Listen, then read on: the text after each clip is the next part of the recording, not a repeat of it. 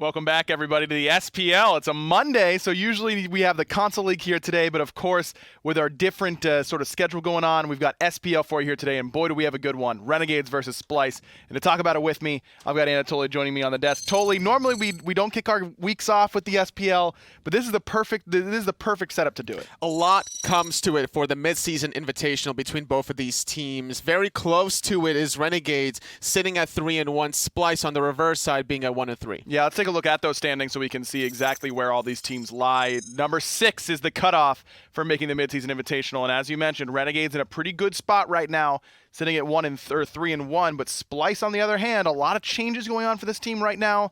The defending world champions certainly in jeopardy of missing the midseason invitational. This is basically a must-win for them. It is, absolutely. Dignitas rival of Pittsburgh Knights already clinching their way towards a midseason invitational. The magic number is 6 set wins to qualify. United needing 2 more. Renegades could win with 3. SK Gaming can only finish at 4 and 5 with 1 more set to play. So this is a must-win for both teams. Splyce can finish off at 6 and 3. They're still in control of their own destiny. Man, the level of competition has just been so good. I mean, with SK Gaming, a team that's looked really, really good at times, really on the precipice, kind of on the bubble for MSI, it really goes to show you just how high the level of competition has been so far for these teams. And the Renegades joining in late, you know, they had their issues getting over here and getting ready to play, but once they arrived, they have looked absolutely phenomenal. Man. Only 1 set lost so far. So diverse in their strategies, their picks and bans. They come out so hot, giving Dignitas their very first loss in all of the SPL. It was very impressive, but then an epic 5-game set to the Pittsburgh Knights. Right. And I think a lot of it comes down to the duo lane. Yeah, absolutely. I mean, iRaffer and Funballer have both looked phenomenal so far.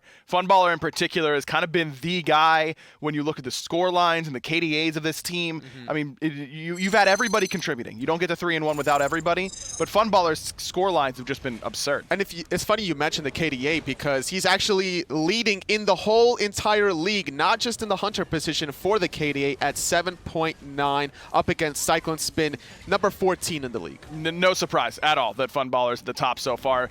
Less games played than just about everybody else, but he's been catching up in games played, and it still looks like it's going to go his way for the top end of the KDA so far. Incredible play from him. And as you mentioned, iRaffer alongside him, these two have really wanted to play together for a long time, and you can see why. The synergy just seems to be there instantly. Yeah, especially when he's playing gods like the Poseidon from time to time. He's able to flex into the Soul, Chronos, and Freya outside of the traditional hunters, which gives Dardez more freedom to run the Amusin-Cobb in middle. A lot of pushing power from that role. Could potentially see Dardez link up with Cherryo to use that pushing power with some invades. Yeah, Cherryo was the kind of the talk of the town with this Renegades team, and it's not that he's necessarily fallen by the wayside. I just think everyone else has stepped up so much and looked really, really strong for this team. But Cherryo's still there, man. I mean, he's got the Assassins in the God Pool now, of the Serket, the Naja, the Hun Batz, and then, of course, he can always go back to the Guardians. Yeah, the Khabrakan is what he's known for, but on the other side as well, like Aror loves his Khabrakan. But we also got to mention the solo lane for this team, Nika, being able to solo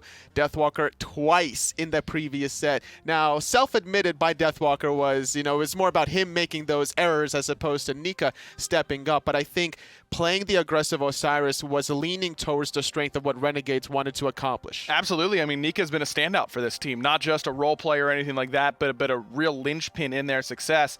And I think that you got to keep him off those meta picks, the Jormungandrs, the King Arthurs. He's just beaten too many teams with those picks already to really leave them open for him. It's hard to really pinpoint where the weakness is from Renegades, so you just have to execute your own strategy. I think both of these teams don't have as much footage compared to the other teams, but still enough to really identify where the direction they want to go. But with Splyce having so many roster changes, I think it's a little more challenging for Renegades. Yeah, definitely. I mean, we've talked so much about Renegades, you know, not having as many sets under their belt, and they've been a little bit late, but they've got the same amount of sets played as Splyce, so there's been enough tape on them now. Maybe they might start to get figured out, or maybe they'll be figuring out the opposition. iRaffer standing by for an interview before their game. Oh, no.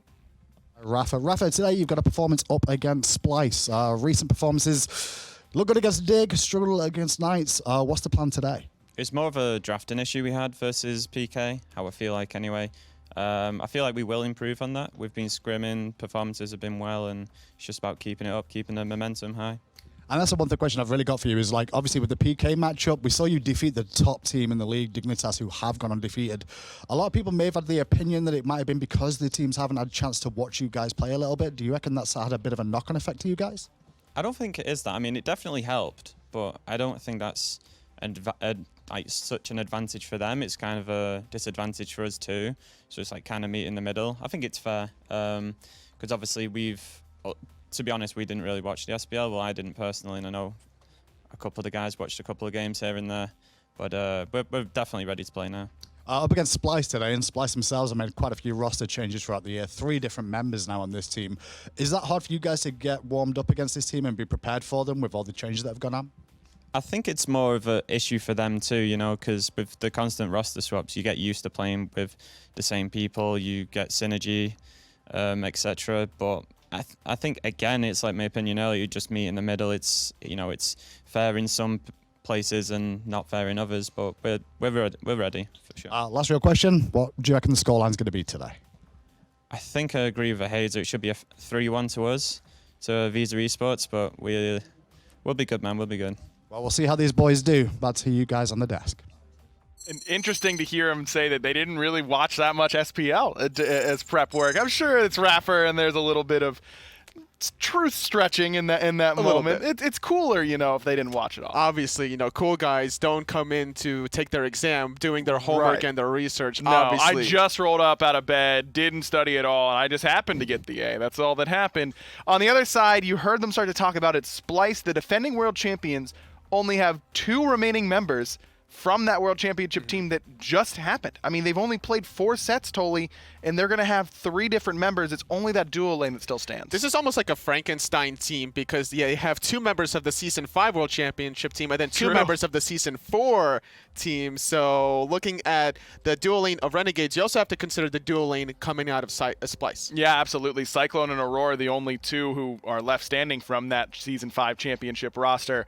And these 2 have worked very, very well together throughout their time playing. I mean, they'll play just about anything under the sun, and I think that's a big reason why they're hard to really lock down. Playing all the way back to Fat Chunks Assemble, these 2 players are very comfortable together. CycloneSpin really likes his Freya a lot, and I'm expecting that to be a point of contention between him versus Funballer. Funballer also a big Freya player. It's a good call. And the Jing Wei. They have pretty similar god pools, I would say, in that duo lane, both in the fact that they can play non-traditional hunters. The Poseidon, of course, for Funballers we saw in the highlights a little bit earlier on. Cyclone, literally anything under the God tab is in play for him. But when he gets his hands on these Jing Weis and on the Freyas, the more traditional selections, he usually ends up being a real carry for this squad. And I feel like when you've got so many new faces on this team in Baskin, in Screammmmm, and Venenu, you need a guy like CycloneSpin to step up and be that rock for you in the duo lane. It's so funny that you mentioned, you know, anything under the God tab, playing the Achilles against Zatman in their set against SK Gaming. Warriors are not out of the question for this pick, and you mentioned CycloneSpin and Baskin. These 2, you know, were kind of up in there of like who's the best soul laner in the world back in season 2, and now they're together here in season 6. On opposite ends of the spectrum, though, one in the long lane, one in the short lane. And Baskin, I mean, he just came back, was playing in the minor league, but you heard him say during his pregame interview last week that they didn't do a whole lot of scrimming. They were kind of dominating without having to worry about it too much. How did he look in his first few games back in the SPL? Not as strong as I thought he would have, but he still made very important plays. That game number 3 against Space Station Gaming, stealing the Fire Giant with that Jormungandr pig, being able to play the Thor from time to time, the Amaterasu. His god pool is less than traditional from what we've normally been used to seeing. Yeah, it's tough to say exactly what they're going to end up playing, and tough to say who's going to step up for Splyce because they have so many new faces over there in that Splyce booth. Let's head over and talk to one of them now. Screammmmm, one of the members of Splyce, one of the newer members of the team this year. Virizil, Fizzle, or Screammmmm, whichever way you want to be known as now. I'm so used to saying different names. How has it been like trying to get to grips with this roster based off where you used to play in the older United boys? Yeah, so after playing on United for 2 years, I was really close with all of them, stuff like that. Like, they were some of my best friends I've ever made. So coming to a new team, this is my first like new team, like my fully new team. It's been pretty exciting because I've actually enjoyed playing a lot with Cyclone and Aror. Specifically, I think Auror's just a funny dude, and I think Cyclone's a great player. So, I mean, it's just been kind of awesome playing with these guys. When you say it, like this is the second real team you've been on overall other than the United boys, has anything really changed based off what you've brought here or something that happened behind the scenes that you weren't really aware of before? I think that overall I've been more positive on this team, maybe because it's just different people, so like I'm like less known with them, so it's like kind of like you're learning people, you're kind of nicer to them and stuff like that. But I think generally that the only difference is like the way that my players act. Like me and Panda are really good friends. Me and like I don't know Cyclone as well, but I think we interact like pretty well in game, and so it's just been fun playing with them and stuff like that. It's only important to interact with game, right? Not outside of it. No. One other real question for you today. Obviously, you're taking on Renegades now. Renegades did defeat Dignitas, the only team to do so far this year, but then still lose to the Knights. What kind of test do you think this is for your team today? Well, this game's really important for us to qualify for MSI. We still have like 5 or so games left. So, but this is like the important one because we just have to get to 4 wins, pretty much 4 or 5 wins. 5 wins is clinch, I'm pretty sure, but 4 wins is like most likely clinch in most scenarios. But this game is like, it'll show if we're good enough to compete with the top 4 teams. And I think the Renegades is looking like 4th, 5th place right now. So I think that's a good test. On that note, Rafa did say he believes he's going to go 3-1 to his team. How do you think about that? What's your prediction for today? I mean, I don't know how I think about that because we haven't played them at all yet. But I think that we're going to come out with the win here. So. All right, well, best of luck today. That's it from the Splyce boys. Back to you guys on the desk. Scream and the rest of Splyce certainly understand just how important this game is. You heard him talk about various clinch scenarios, and I think that, well, it's you have to make sure that you're not getting too far ahead of yourself and looking ahead. I think that understanding the work that you need to put in order to make the next LAN is something that's pretty important. Definitely, especially against a team such as Renegades. Sure. Pittsburgh Knights is still another team that Splyce has yet to play, so that's going to be an important matchup. We were talking about them clinching. They still need a couple more wins, 5 more sets to play. I think if they get a magic number of 5 and 4, they beat Space Station Gaming, they beat SK, Trifecta, and LG. Yeah, it's going to be tough for them, but certainly within the cards. I mean, these are the defending world champions. At least 2 of them are defending world champs. 2 more are the world champions before that, and the other one's Baskin. So they're doing pretty well for themselves, at least on paper, but it hasn't really come to fruition quite yet for these guys. We talked about Cyclone and Cyclone and Funballer, excuse me, having pretty similar god pools. Do you expect the first pick Jing Wei that we've seen? I mean, that's certainly on the table, I think. Absolutely, actually. I'm expecting Jing Wei to either be banned away from Splyce, out of Splyce, or to be first picked by Renegades. Well, it's not the Jing Wei, but it is another hunter. It's Hachiman, the first one off the board. Renegade's going to ban that. Splyce ban another hunter in the AMC, though that's much more mid-lane focused. I love Season 6 SPL because you just can't predict these picks or bans. Merlin's open, Arthur's open, Jormungandr is open. Keep in mind, Set and Horus are still on the table. Yeah, and Splyce seemed to really like the Set. They played it a couple times up against Space Station, but didn't end up having too much success with it, at least in the win-loss department. So Splyce round out the picks and bans with a Hun Batz takeaway against Cherryo. Oh, hey, fam. It is going to be first pick Jing Wei. Every god under the sun feels open right now. I mean, Arthur, Merlin, Jormungandr, all of it. Set Horus. First pick Jing Wei anyways. It's just the safety because as much as it's nice to make the plays yourself, the way you win competitive SMITE or competitive anything is to minimize your own mistakes or prevent the enemy from capitalizing on them, and Jing Wei does it best. You have so many safety options. Yeah. Your CC immune ultimate, your passive obviously, and being able to min-max those back camps gives you that one step over your opposition. Renegades certainly focusing in on CycloneSpin with their pick and ban phase so far. 2 hunter bans and then a hunter selection in that first pick, but I'm a little bit concerned for Renegades already. Venenu has not looked like his best self so far in Season 6, and Merlin's kind of been the one god where I think he's been able to make a pretty consistent impact. And with that in mind, you have to also think how Aror can protect Venenu in the background. But Splyce's strategies are normally to be aggressive with the Kabrakins. Sometimes for Aror, Hercules is something that he leans on from time to time. So he might have to switch up his style to match the defensive style from iRaffer. Well, iRaffer goes for a defensive guardian right away in that Khepri. This pick for him just a couple weeks ago, I believe it was against Dignitas, where it looked nearly unbeatable for him. Not a lot of other players playing this selection right now, but iRaffer has certainly looked the strongest on it. As Dodgy locked in, Cherryo has been a big fan of this god as well. When Hun Batz is off the table, this is kind of one of the next selections up alongside that Naja. Those are kind of the assassins that he's really sticking to these days. It's a good point that you mentioned earlier about Khepri for iRaffer, because in that Dignitas set, it actually changed the mindset of Dignitas throughout that best of 5 of how successful it was in the early phases. So Trickstank having to adjust his own style, which also messed with Heroin picking an aggressive hop while blink, not necessarily working out for him in the final game. This could be a strategy which Renegades might force Splyce to eventually start banning away the Khepri or picking it early. Now, most teams, I would say that's a bit trolly there to hover over the Kuzenbo, but Splyce is one that I certainly wouldn't put it past, as they do lock in the Hercules instead. You mentioned this is a big pick for Aror. I think that's, if you're Renegades, that's where you have to slot it, is this is going to be Herc support. But Baskin's played a lot of Hercules in his time as well and could make a big impact on it in solo. Very true. It just depends on how aggressive you want to be. If you want to look for the mid-rotations with the Hercules or the mid-rotations with the Jormungandr support, both of them flexible in that solo lane, I wouldn't be surprised to see it on Baskin, but I would give it like a 80% shot at Aror. Agreed, yeah. Jormungandr in the solo lane, Baskin played it already with his time with Splyce, and Aror has been a Hercules main for a little bit now, and has really even inspired other players to pick it up. Neil Ma, a big Hercules support player.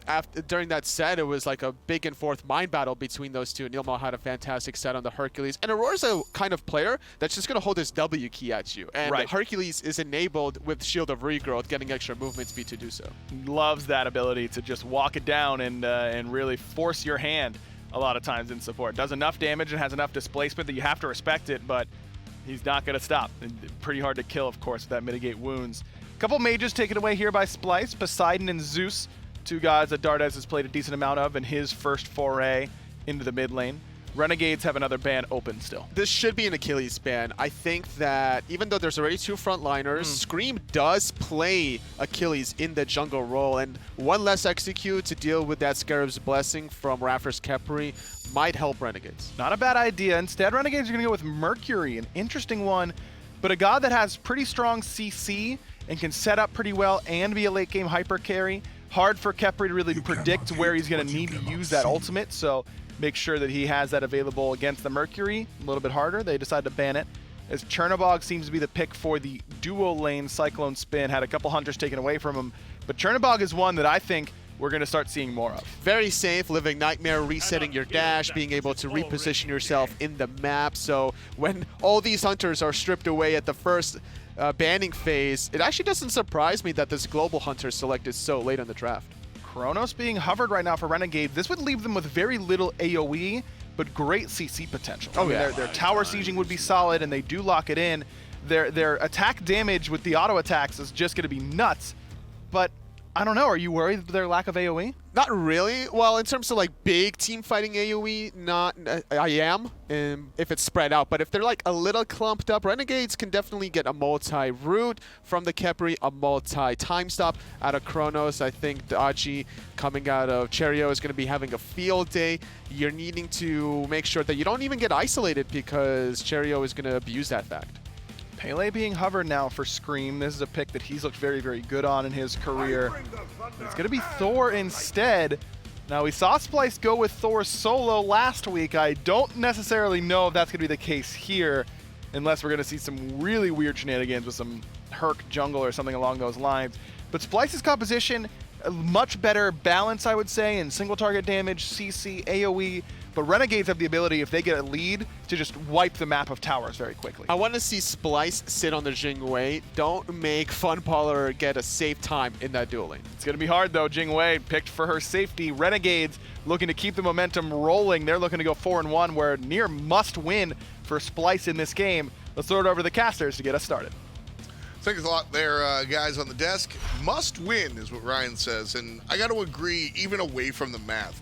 Splyce are at a returning point for their jobs, where right now they're kind of in between rosters. We know Bastion's not sticking around, so they have to get these victories, because you can't let these go for free. And it's kind of difficult too when you factor in there's going to be Renegades that Splyce are trying to completely close out against. Now, Renegades, they've been looking fairly hot coming into this. Pittsburgh Knights with a little bit of a slowdown, though, Sure. I think, to some of Renegades' momentum. Yeah, with Renegades here, I don't know. There's a lot of truth to how good they are. They tucked down Dignitas earlier on, but when it comes down to it, like you said, Pittsburgh Knights did have an answer. So Renegades aren't infallible, but they certainly are ready for that. We'll see if they can handle Splyce today. Game number 1. I love how interactive Venenu is throughout that entire scene. Meanwhile, the other 4 guys behind him are just like, what is this idiot doing? Nope, not allowed. Just do your thing. Screen playing the Thor in the jungle.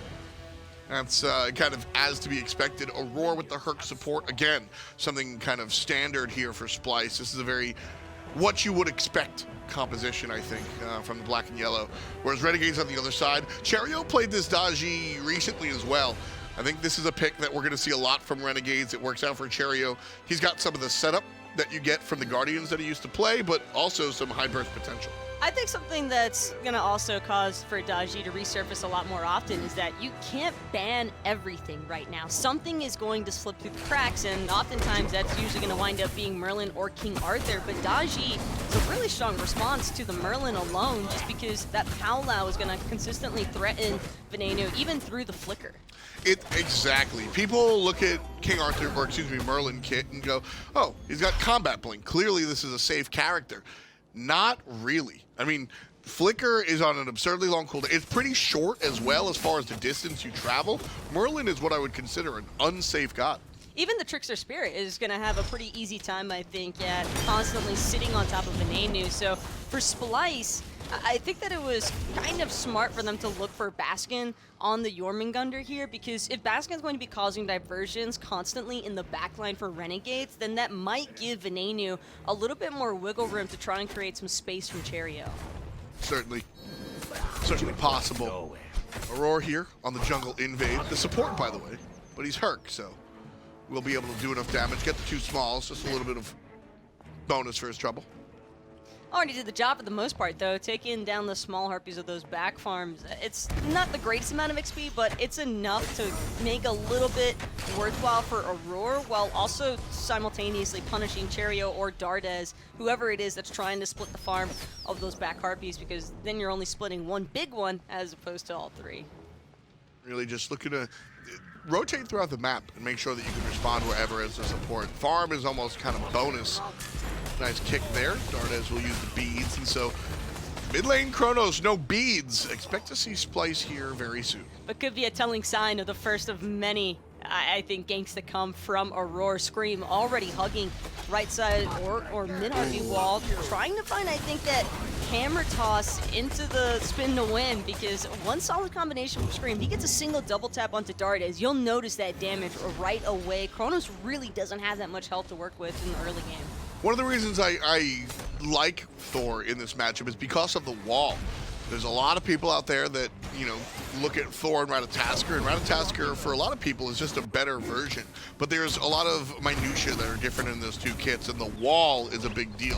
Having a range stun is really important for a team when you look at what Splyce has brought. There's some initiation here, and Scream is just going to bring that to the nth degree, both with the ultimate and the wall. But more specifically, Dardez is going to struggle against that wall because you can't jump. Well, everybody on Renegades even might be in the same spot. I mean, Lord of the Afterlife for Nika. Cherryo's got the Trickster Spirit, and as for Dardez, I guess sometimes Rewind or Airstrike. So there's ways to escape, but they're not ideal for the Renegades. I think that's what you're really trying to get at here. But this counterpoint to that would just be the fact that Splyce, while they have a decent amount of AoE damage, I don't really like the fact that they're kind of lacking burst to deal with gods like the Chronos, like the Jing that are so consistent at their escapes. Yeah, I think a lot of that will come down to Scream, and if he's, like you said, the double tap's on point, and also CycloneSpin, thinking about crit.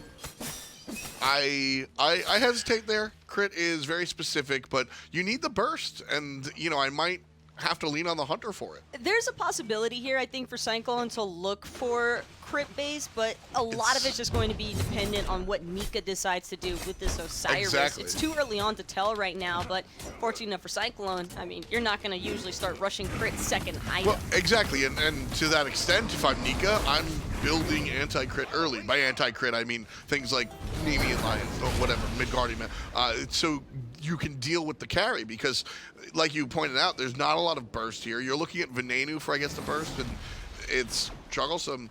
I want to build crit on my Hunter. Whether I'm allowed to is a different story, and if I'm Nika, I disallow that early.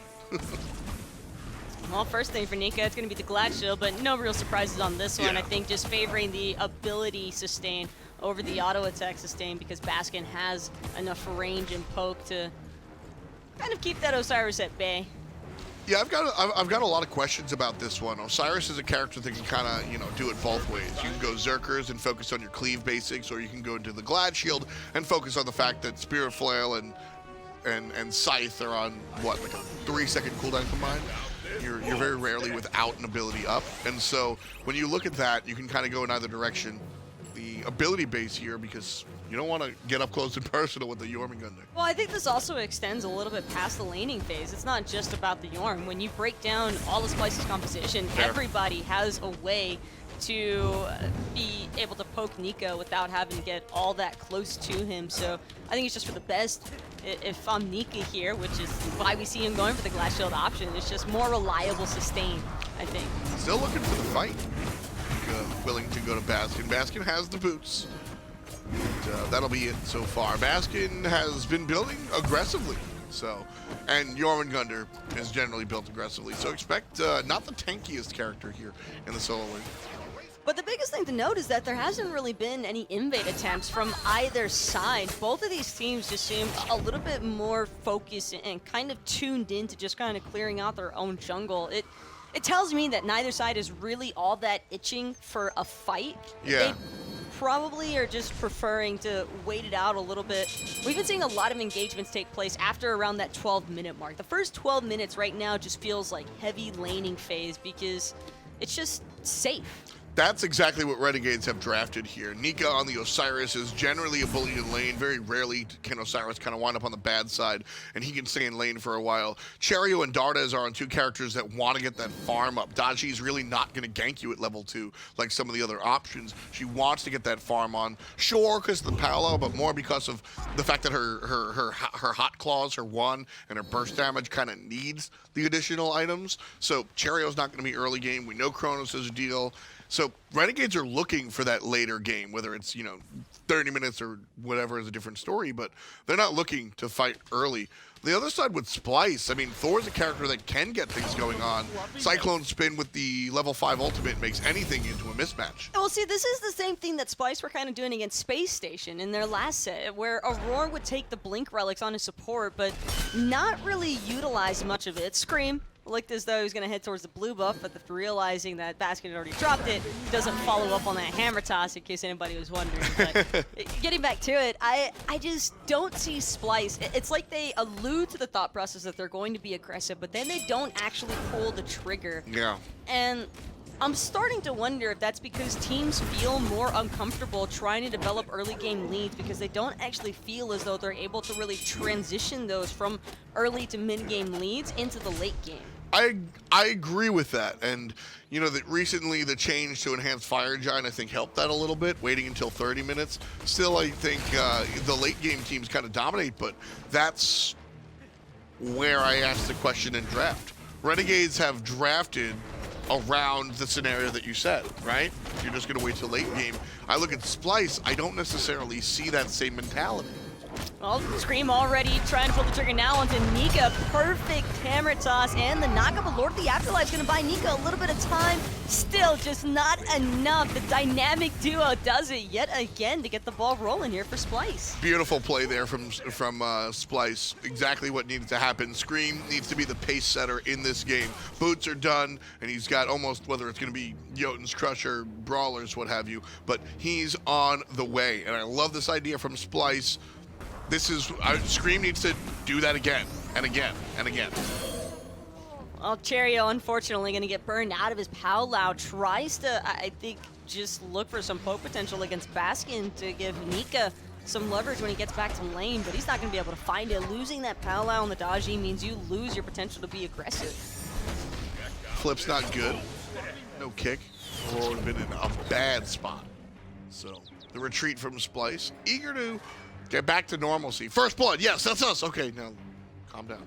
They've got a 1,500 gold lead. Hey, to be fair though, if Scream's gonna put Renegades into this false lull of security and then slam like down they can again. play the lane any way they want to, that's gonna cause Nika, I think, to be a little bit more respectful towards Baskin as far as the challenges for Totem of Coup are concerned, because the only reason Nika's that pushed up to begin with is, well, he wants to clear the way, but I think he also wanted to see if he could out-confirm Baskin for the Totem of Coup, and you just get caught out from Thor with that semi-global. Only one totem has gone the way of Nika, you're right. Baskin has just been kind of dominant over it. Clear the wave, go to the totem. The Osiris really still doing work, so nothing you can do. You can see how safe Nika's playing in comparison to before. A lot of that has to do with how Scream ganked earlier on, like you mentioned. And so as Scream continues to rotate the map, you know, that ultimate is back up. I want to see him do it again. Go, you know, maybe mid lane, maybe switch it up, but keep looking for the ganks as he brings Cherryo down 25% with a single double tap. Nice job. Hey, for all that lockdown potential that a Daji can have against a Merlin, Thor is almost the same thing, but for the Daji instead. Scream, I like the fact that he's trying to utilize the space where he can. Dardez, iRaffer, and Funballer actually going to make a rotation over to secure those left mid Harpies. Splyce are going to have to watch those ones go the way of Renegades one more time and reset for the most part across the board here. Scream just trying to farm out his own back Harpies. Cherryo looking for the same, but won't have any back Harpies there just yet. A little bit of a lead here for Splyce. And yeah, you can see Scream thinking about it. No, still thinking about it. It's tough because Nika is realistically probably Scream's best lane to try and gank. Yeah. Dardez with the rewind, Funballer with the airstrike. It just feels so problematic looking for a Chronos or Jing Wei. They're trying to get Nika to go to the totem. If Nika fights on the totem, Scream's gonna land down and try to wall off the entrance into the lane. That's really the pathing that Scream wants to happen. Not gonna be the case. Scream just goes up, gets a little bit annoyed. Cherryo starts to farm his own jungle. Scream's beads are good. There's Aror getting pulled. Wall is strong. Doesn't cut off the exit. But that's the type of play that we're looking at. The wall is going to be very important in this matchup. Nearly had him trapped. iRaffer, I don't think, was in range either right away to get that Scarab's Blessing down onto Cherryo, but at the very least, Scream might have lost his Purification Beans, but he did find the trade out there with Cherryo as well. Quick reaction time, double kick. Dardez a little bit of damage. Aror takes some poke as well. Aror grabs two, but no real follow-up. Aror just wanted Dardez's beats, but didn't find him. I think Dardez knew, because of the ward vision that Renegades have right now on the map, that there was no follow-up potential. Scream already used the Thor ultimate. There's no chance that he'd be able to dunk down on top of Dardez 20 seconds later. Exactly, yeah. It's, I don't know, miscommunication? Aror did use Blink, though. Yeah. I think that's one of the first times that we've seen him really utilize that Blink, and it's not to say that, you know, I think a shell or a sprint would really be all that much better. It's just I don't necessarily see Splyce as getting the full reward out of this relic so early on. Right, you know, level 12, you can get it. Just like a little bit more aggression. Yeah, again, I am on the same path. I think, you know, that Blink level 1 Scream starts ganking a couple of minutes earlier. We got first blood at what, 7 minutes? 8 minutes? Maybe we see that a little bit earlier.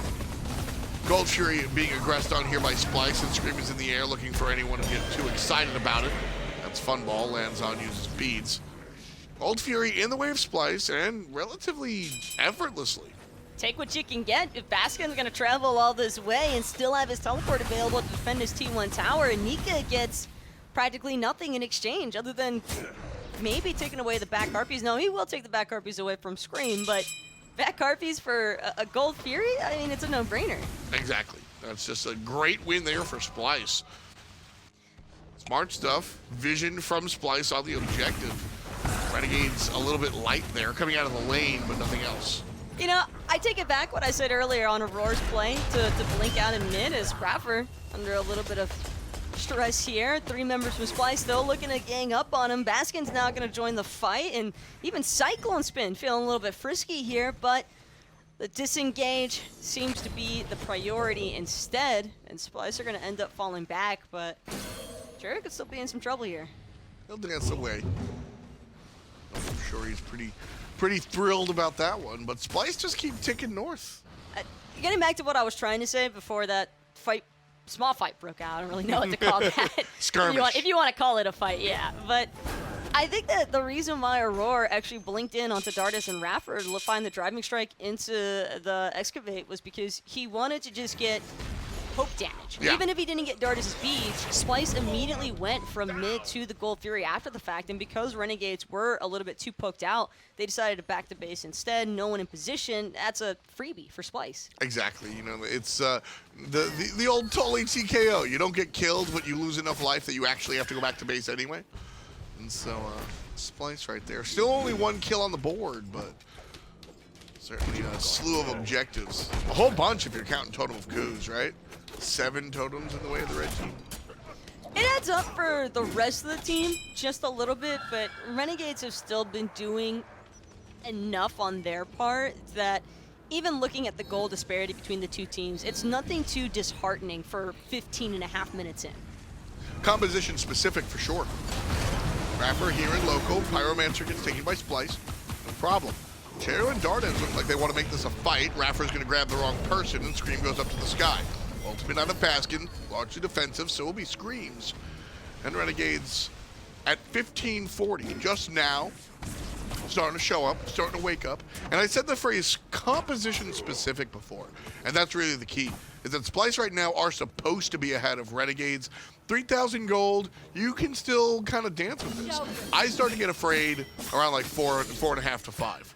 Well, 3,000 gold also just doesn't feel like enough. Yes. You don't feel like you're far enough ahead of a Chronos, Jing, Danji composition, I think, if you're only at 3k gold. Even in that last little engagement onto Scream, that was a soft commitment from Renegades, and they almost killed Scream before he even had a chance to finish the windup for that Thor ult. So it starts to make you question whether or not this is Renegades kind of letting Splyce take the early game freebies, and then when the challenge actually happens for the big game objectives like the Fire Giant later on, are Splyce going to feasibly be able to fight back into the level of burst damage Renegades will have already amounted to? That's the thing, is that at level 7, level 8, level 9, Thor is arguably just better than Daji at the job of killing somebody. And so Daji can go over there and be like, oh, what you doing, Thor? All right, I'm going to farm. You do you. And then when we fight later on, I'll sock you in the mouth. Chronos very similar to some of the other choices. So I love that you said soft commit, right? It's like it was a damage check. Sometimes you do that on an individual basis.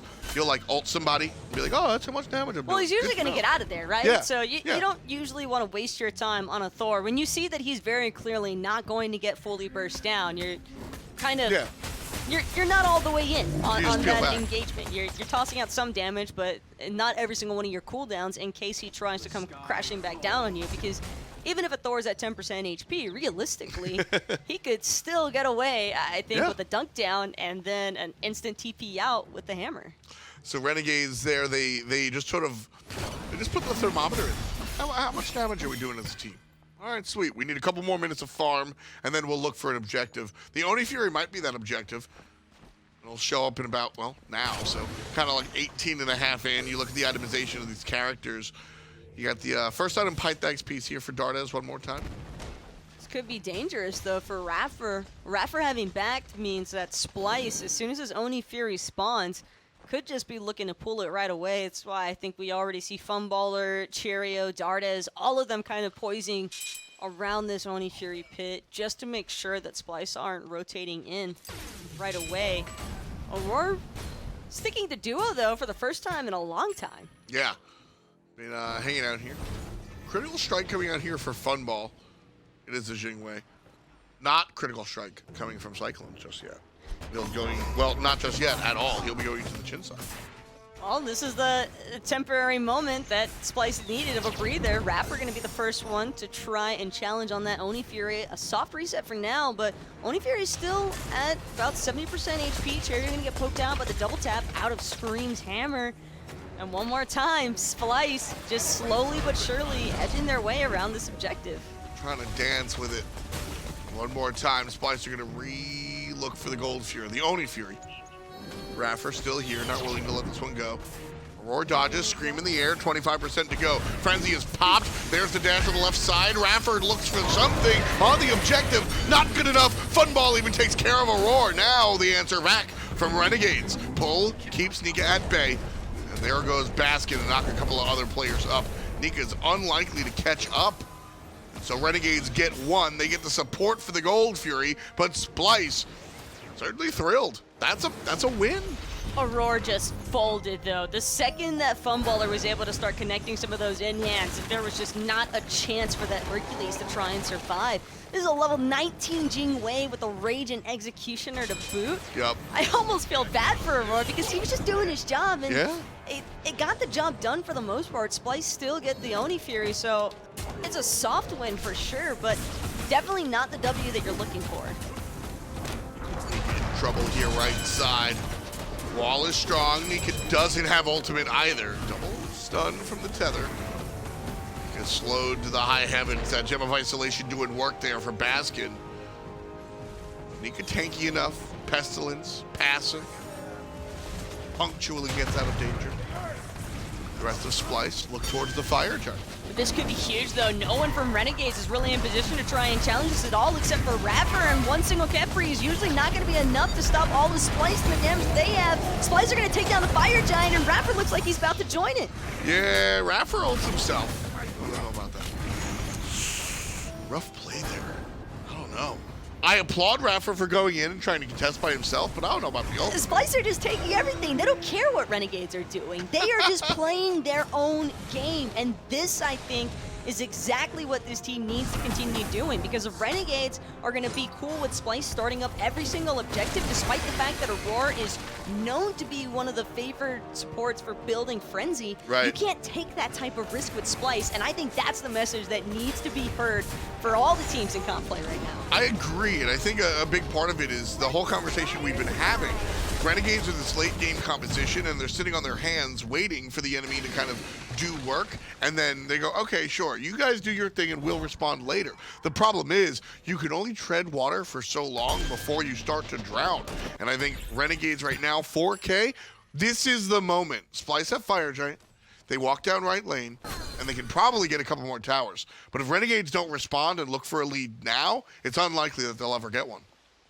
Renegades have the damage to combat Splyce as well. It's just that Splyce aren't giving them time to fully rotate in. The second that Splyce realizes that Renegades aren't all grouped up, they're just all inning on the objective, and it ends up with a 21-minute Fire Giant play being successful. And when you're risking a composition, I think, that doesn't necessarily do as well into the late game in comparison to what Renegades have on paper, I think that those are some of the risk versus reward situations you have to take. In Splyce, if they're going to have the confidence to go for him every single time, it might be a warning sign for Renegades. Because you have to remember, this is a best of 5. Oh, iRaffer pulled, pushed, pulled again. The ultimate onto himself this time I like a little bit better. But the Herc Boulder pulled again by Merlin. Baskin here trying to save, and he will. The kill on the iRaffer is strong. The rest of Splyce push forward. Nika jumps backwards towards safety. Frenzy's popped. Baskin coming. And he won't knock up Nika one more time. Splyce, though, likely to get the tier 2 tower. They will. Doesn't look as though Splyce are planning on slowing down their roll anytime soon either. Midboards have been popped. Funballer going to be the first one on the line of defense here, but it's all the damage dealers trying to stand up against Splyce, and I'm just not sure that they have the CC to deal with them. Well, CycloneSpin's going to take care of Cherryo. That's 2 players down on the side of Renegades already. 25, make that 10%. The bird is gone. Middle lane, Baron, Bear, Dardez, also gone. Baskin again, 4-0-1 for the solo lane stand-in, and game 1 is under siege. The Titans here, it's at 80%. Splyce just said, Okay, we're gonna do this. iRaffer's still trying to play defense here, but he's getting melted one more time by this Merlin damage. The same for the Titan. The CycloneSpin gets one final kill. 7 in total. And yet, Splyce were able to bring down this Titan within 23 minutes because the only kills that mattered were those staggered respawn timers at the very end. Splyce just played better SMITE than Renegades here. I think the addition of both Baskin and Screammmmm is something that you can't ignore. This is a lot of talent.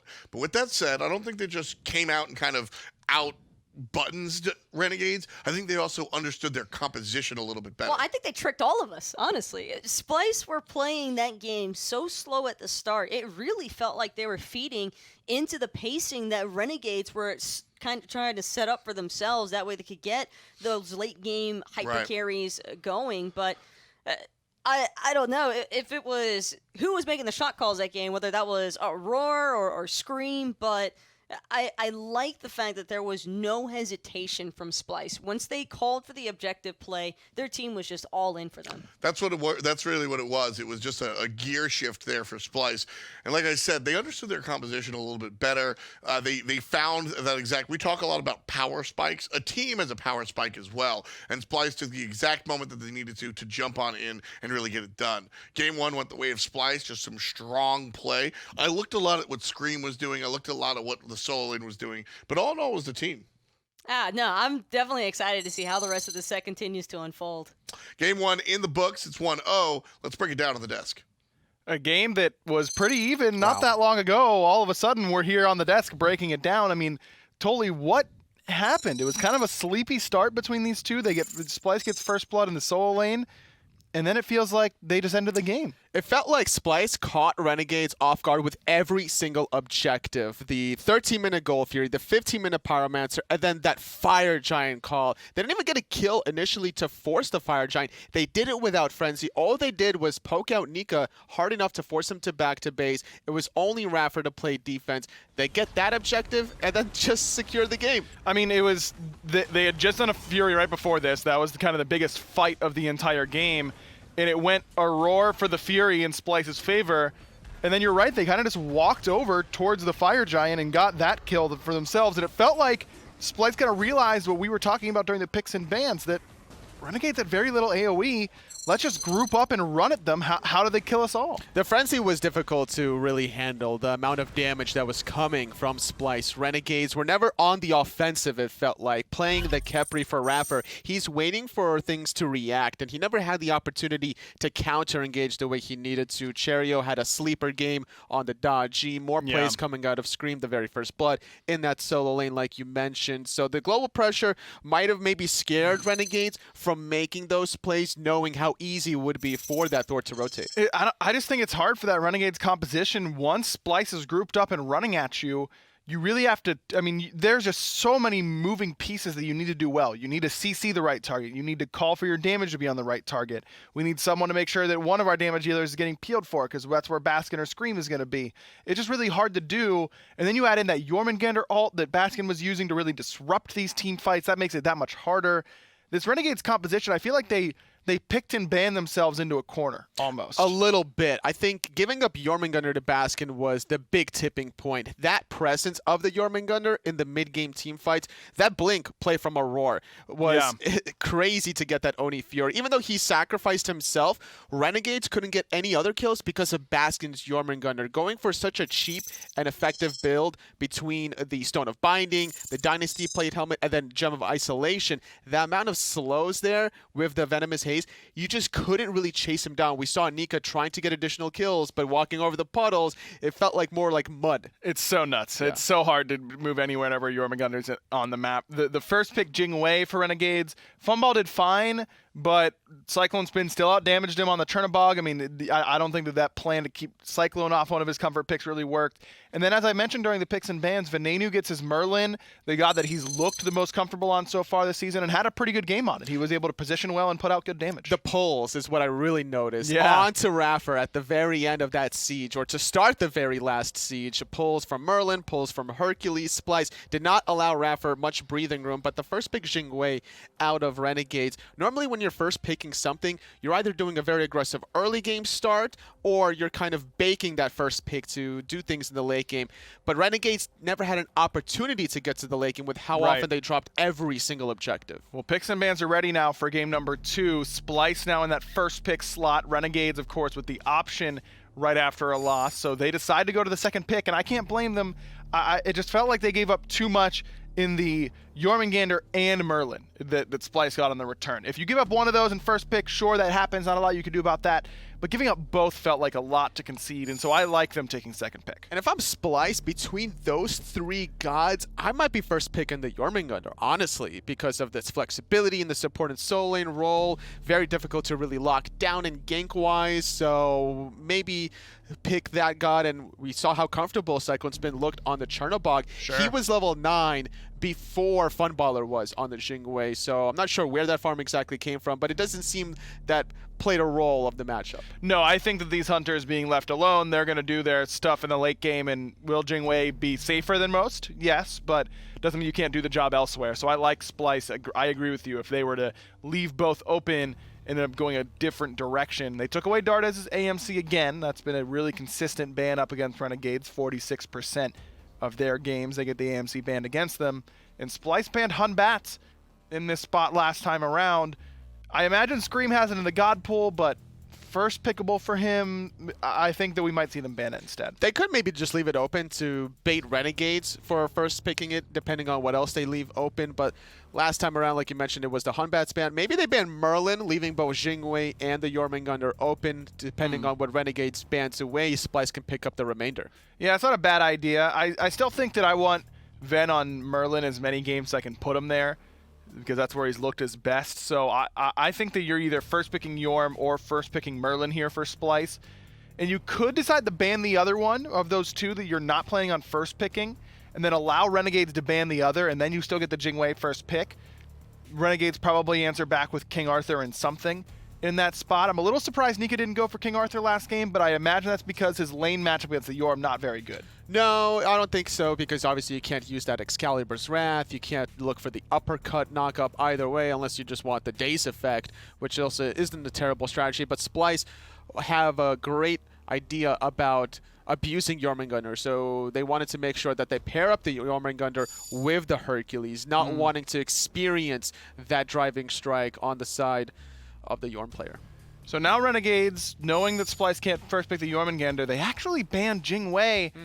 And Splyce have got to take Merlin here in this Absolutely. spot, right? Yeah, I mean, that's free. I thought it was going to be a Merlin ban into Jormungandr pick, but between those 3, it felt very obvious that Splyce was going to ban away 1, leaving 2 of them open. Renegade would respond, and Splyce gets the remainder. And well, look at what Splyce did in second pick last game, where they kind of go with off bans throughout. They make it so that there's 3 priority picks in the set, and they know Renegades can only take 1, so they get 2. And that's why that Splyce, Jormungandr, and Merlin draft looked really good. And I feel like Renegades kind of fell into the trap here, where Splyce banned away one of those 3 in the Jormungandr. Renegades decided to ban the other one in the Jingwei, but that leaves Splyce with the only top priority pick that's left on the table here. Renegades, normally, they should be banning away something a little bit off, so that they at least get 1 pick that they heavily prioritize. Yeah, I agree. I think that between the 2 gods that were banned last game that aren't yet are the Hachiman and Batz. I'm probably expecting that direction to go to Cherryo in the jungle role. I don't think Hachiman is going to be prioritized right off the bat. Maybe look for the Chronos or the Soul. I wouldn't be surprised, though, if Splyce had no intentions of playing the Chronos because of the way they want to execute these early game styles. Chronos was never really allowed to get into the game to utilize that passive. Man, Renegades go with some interesting picks here. I mean, these are picks that Chronos was last pick for them last game. Athena's been seen very, very little. This seems to me that Renegades don't really know exactly where they want to go with their draft, and so they're just willing to commit to these 2 right now and let the rest of the chips kind of fall where they may. And this Athena, you never know if it's going to go support for iRaffer or also maybe in the soul lane for Nika, depending on what Baskin picks. So good jungle for Cherryo. That's actually a good point. Splyce known to do that from time to time, so that might actually confuse Splyce. And something they do have to prepare for is the Athena engages into the Chronos time stops. That's 2 great forms of CC, no matter where the the Athena lands, Splyce needs to worry about how to prevent that. Maybe look for Sylvanas with the Wrath of Terror, something with a CC immune ult, so once the telegraph dash comes, you can immune the taunt. Interesting. Splyce could go for a Hunbat's pick of their own to keep that away from Cherryo. I think that Renegades are probably okay with either picking Hunbats here and leaving this Athena for iRaffer or for Nika in the solo lane. And then you've got a great potent combo, 3 gods that really can abuse you if you don't have CC immunity and the purification beads. But instead, Splyce end up going with the Hachiman and Daji. I feel like Renegades pick Hunbats here, and it's a really hard comp to ever have beads up against. In the team fights, it would definitely change their style from game 1 to game 2 in terms of having all this AoE all of a sudden out of nowhere. So we'll see how Splyce handle it if that's the direction Renegades opts to go. But Daji coming out of Scream, it's a great kind of style to isolate one individual target, but it's damage over time. Yeah. It's not that instant burst damage that you need to kill a Chronos before the rewind. I was really expecting for maybe another Thor, especially considering that I believe he did last pick the Thor, so it was still into a Chronos. So he's definitely not worried about that aspect of canceling out the Berserker's Barrage, but I guess he was a little worried about the Confound from Athena. So now it could be Hunbats here for Renegades. Could also be King Arthur in this spot, as we mentioned. Sure. You didn't go King Arthur last game, I think in large part because of that Jormungandr lane matchup. But instead it's going to be Naja. Not necessarily for Cherryo. Could still be Athena jungle, Naja support or something like that, but seems more likely to me that it will be Naja in the jungle for Cherry and then iRaffer with that Athena in support. This Chronos kind of doing double duty so far as well. Could be for the mid lane or for Funballer in the long lane. But if it's Chronos mid lane, Naja jungle, that's not a crazy amount of burst at level 5 through 9 to set up with the Windfire Wheel. So I'm kind of hoping to see Renegades run the Naja in the support role, get that dual lane pressure, maybe look for some purple buff invades. Don't allow CycloneSpin on the Hachiman to get off to an easy start. Fafnir banned away from Aror. It's not a god that I think he's played too much of so far this year, and it's not like Splyce is an incredible, auto attack composition that you'd want to ban that Fafnir away. But good with Daji. I mean, she does good auto attack damage. Not only that, I mean, you got Heavenly Banner from Hachiman. Even if it's only Hachiman alone and no other second hunter, no soul, Freya being banned away, Chronos being picked, even if it's just Hachiman, a Coerce, a Heavenly Banner is good enough to melt objectives, and we saw how eager Splyce were to start those objectives. Yeah, it's a good point. It's kind of built-in frenzy for Aurora, and that's kind of been Splyce's shtick as of late. I mean, the last 2 games against Space Station were very much just group up, do fire, see what happens. And that's exactly what they did against Renegades last game, and it worked out pretty well for them. As Khepri banned away from iRaffer. Again, no King Arthur ban, so it's still on the table here for Nika. If they don't already have his pick locked in, that is. Well, if Bacchus gets locked in, it's got to be Athena solo lane at this point. But instead, Chiron. Cleanse is pretty good against Daji, Paolau. Yes, so I like very, very good against the Daji Paolau. And also pretty good follow-up off Athena taunt. I mean, you don't have to be anywhere close in order to follow up with that ultimate, and that can be a pretty big deal using that long range to your advantage. I like this Chiron pick quite a bit for Renegades, just a matter of if that's going to Dardez or to Funballer, because Funball's been a big Chiron player during his career, if my memory serves. I think that I would rather see it in the mid to get pressure in the mid lane. Against a Merlin, any hunter is able to outtrade any mage with just basic attacks, ignoring all the other abilities. So if you do have that pressure, especially without putting yourself out of position, using that ultimate from such a distance off of the Naja ultimate. Yeah, I like this Chiron selection quite a bit. So Splyce now, do you try and overload the Chiron cleanse and pick more CC that is easily cleansable so that you won't have it up for the Daji ult and things like that? Or do you try and move away from that hard CC that's able to be cleansed and go for outright damage so you're not playing into it? It looks more like the former, Ama and Kumbhakarna being hovered right now for Splyce. This would certainly make Funballer or Dardez, whoever's playing this pick, have a pretty tough time cleansing everything. Beads burning gods between Daji, Kumbhakarna, even Amaterasu with the dazzling offensive. In one of the games that Baskin played against Space Station Gaming, he leaned on Amaterasu, having so much mobility, very difficult to run away from this goddess in the late game.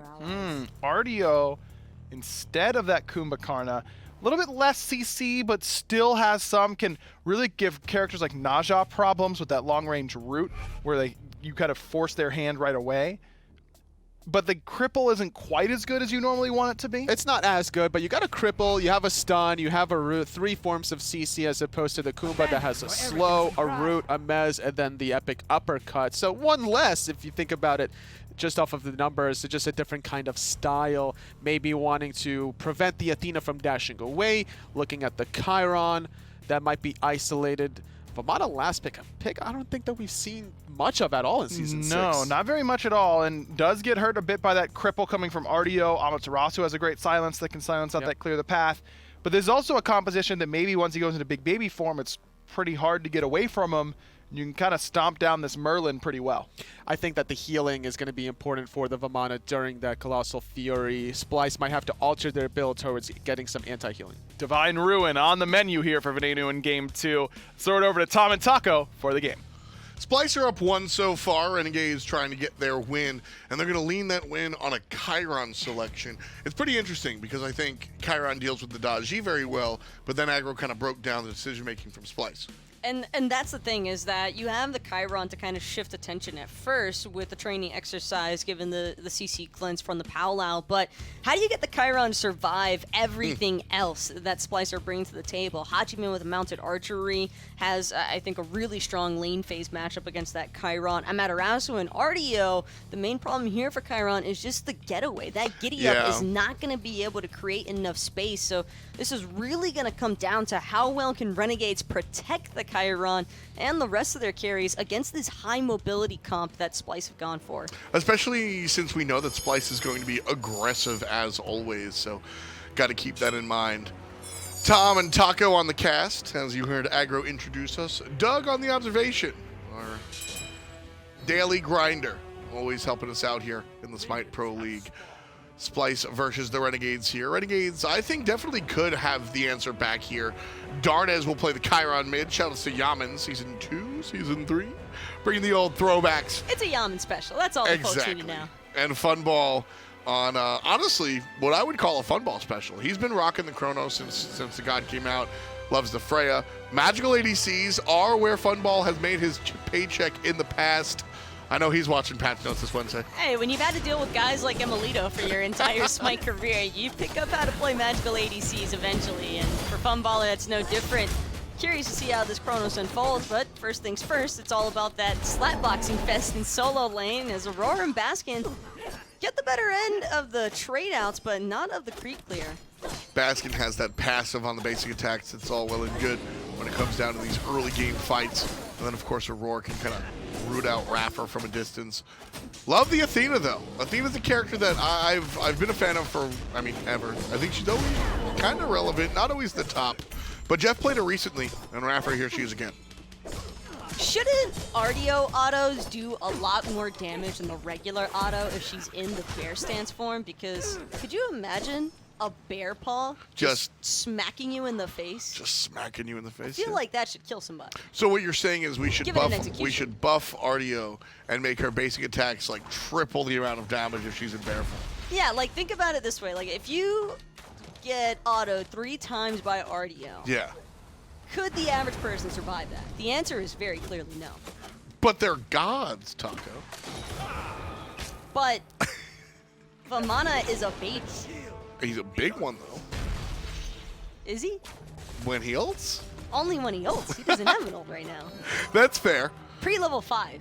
So you want new Artio passive. You want to play Artio ADC is what you're telling us.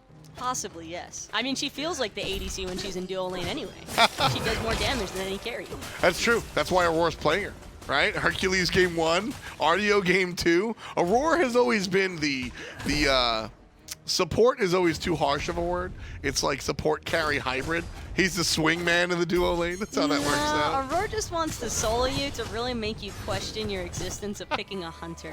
And then he giggles the whole time. Yes. That's where he gets his enjoyment, man. He's there to kind of embarrass you a little bit. Speaking of which, Baskin kind of doing just that, man. Baskin's like, yo, what if I don't show up for 10 weeks and then farm noobs in the pro league? I don't know, man. Baskin he really is all that good. Can we call it a return? I mean, I don't want to label it as a return just yet because we all know that Baskin is not officially staying with Splyce. That's already been announced by the team and players. So You think they can convince him though? They got a couple of weeks here. I Basically, think it'd be sick. Scream's a good. I think you'd probably look more at Scream than you do anybody else on that Splyce roster because Scream would be the primary reason for Baskin to stay the recruitment. on Splyce because these two have so much pre-built synergy. All that time spent playing on Armada, sure, they've been dominating everybody in minor league. That's no real surprise. But it's just the fact that they seem to play so well off of each other. There's a difference when you can tell good synergy. It's a natural synergy. Exactly. Funball knows that Scream's here, and he's just playing like it doesn't matter. But all that, Funball escapes. He's nodding his head. He's like, I knew that was coming. I knew that was coming. Level 4 on the other side. Baskin taunted a little bit. Blue buff stolen away. Renegades successful invade on the right side. Renegades knew that Scream was going all in on duo, so that gave him the perfect power play opportunity on Baskin's blue buff, just trying to set this Amaterasu as far behind as possible in the early game. And so to follow up on what we were talking about, Divios is no longer a part of Splyce, and Baskin filling in, but has said publicly that he will not be staying for the fall or the post-MSI games. He's publicly said that he's going back to school the whole night.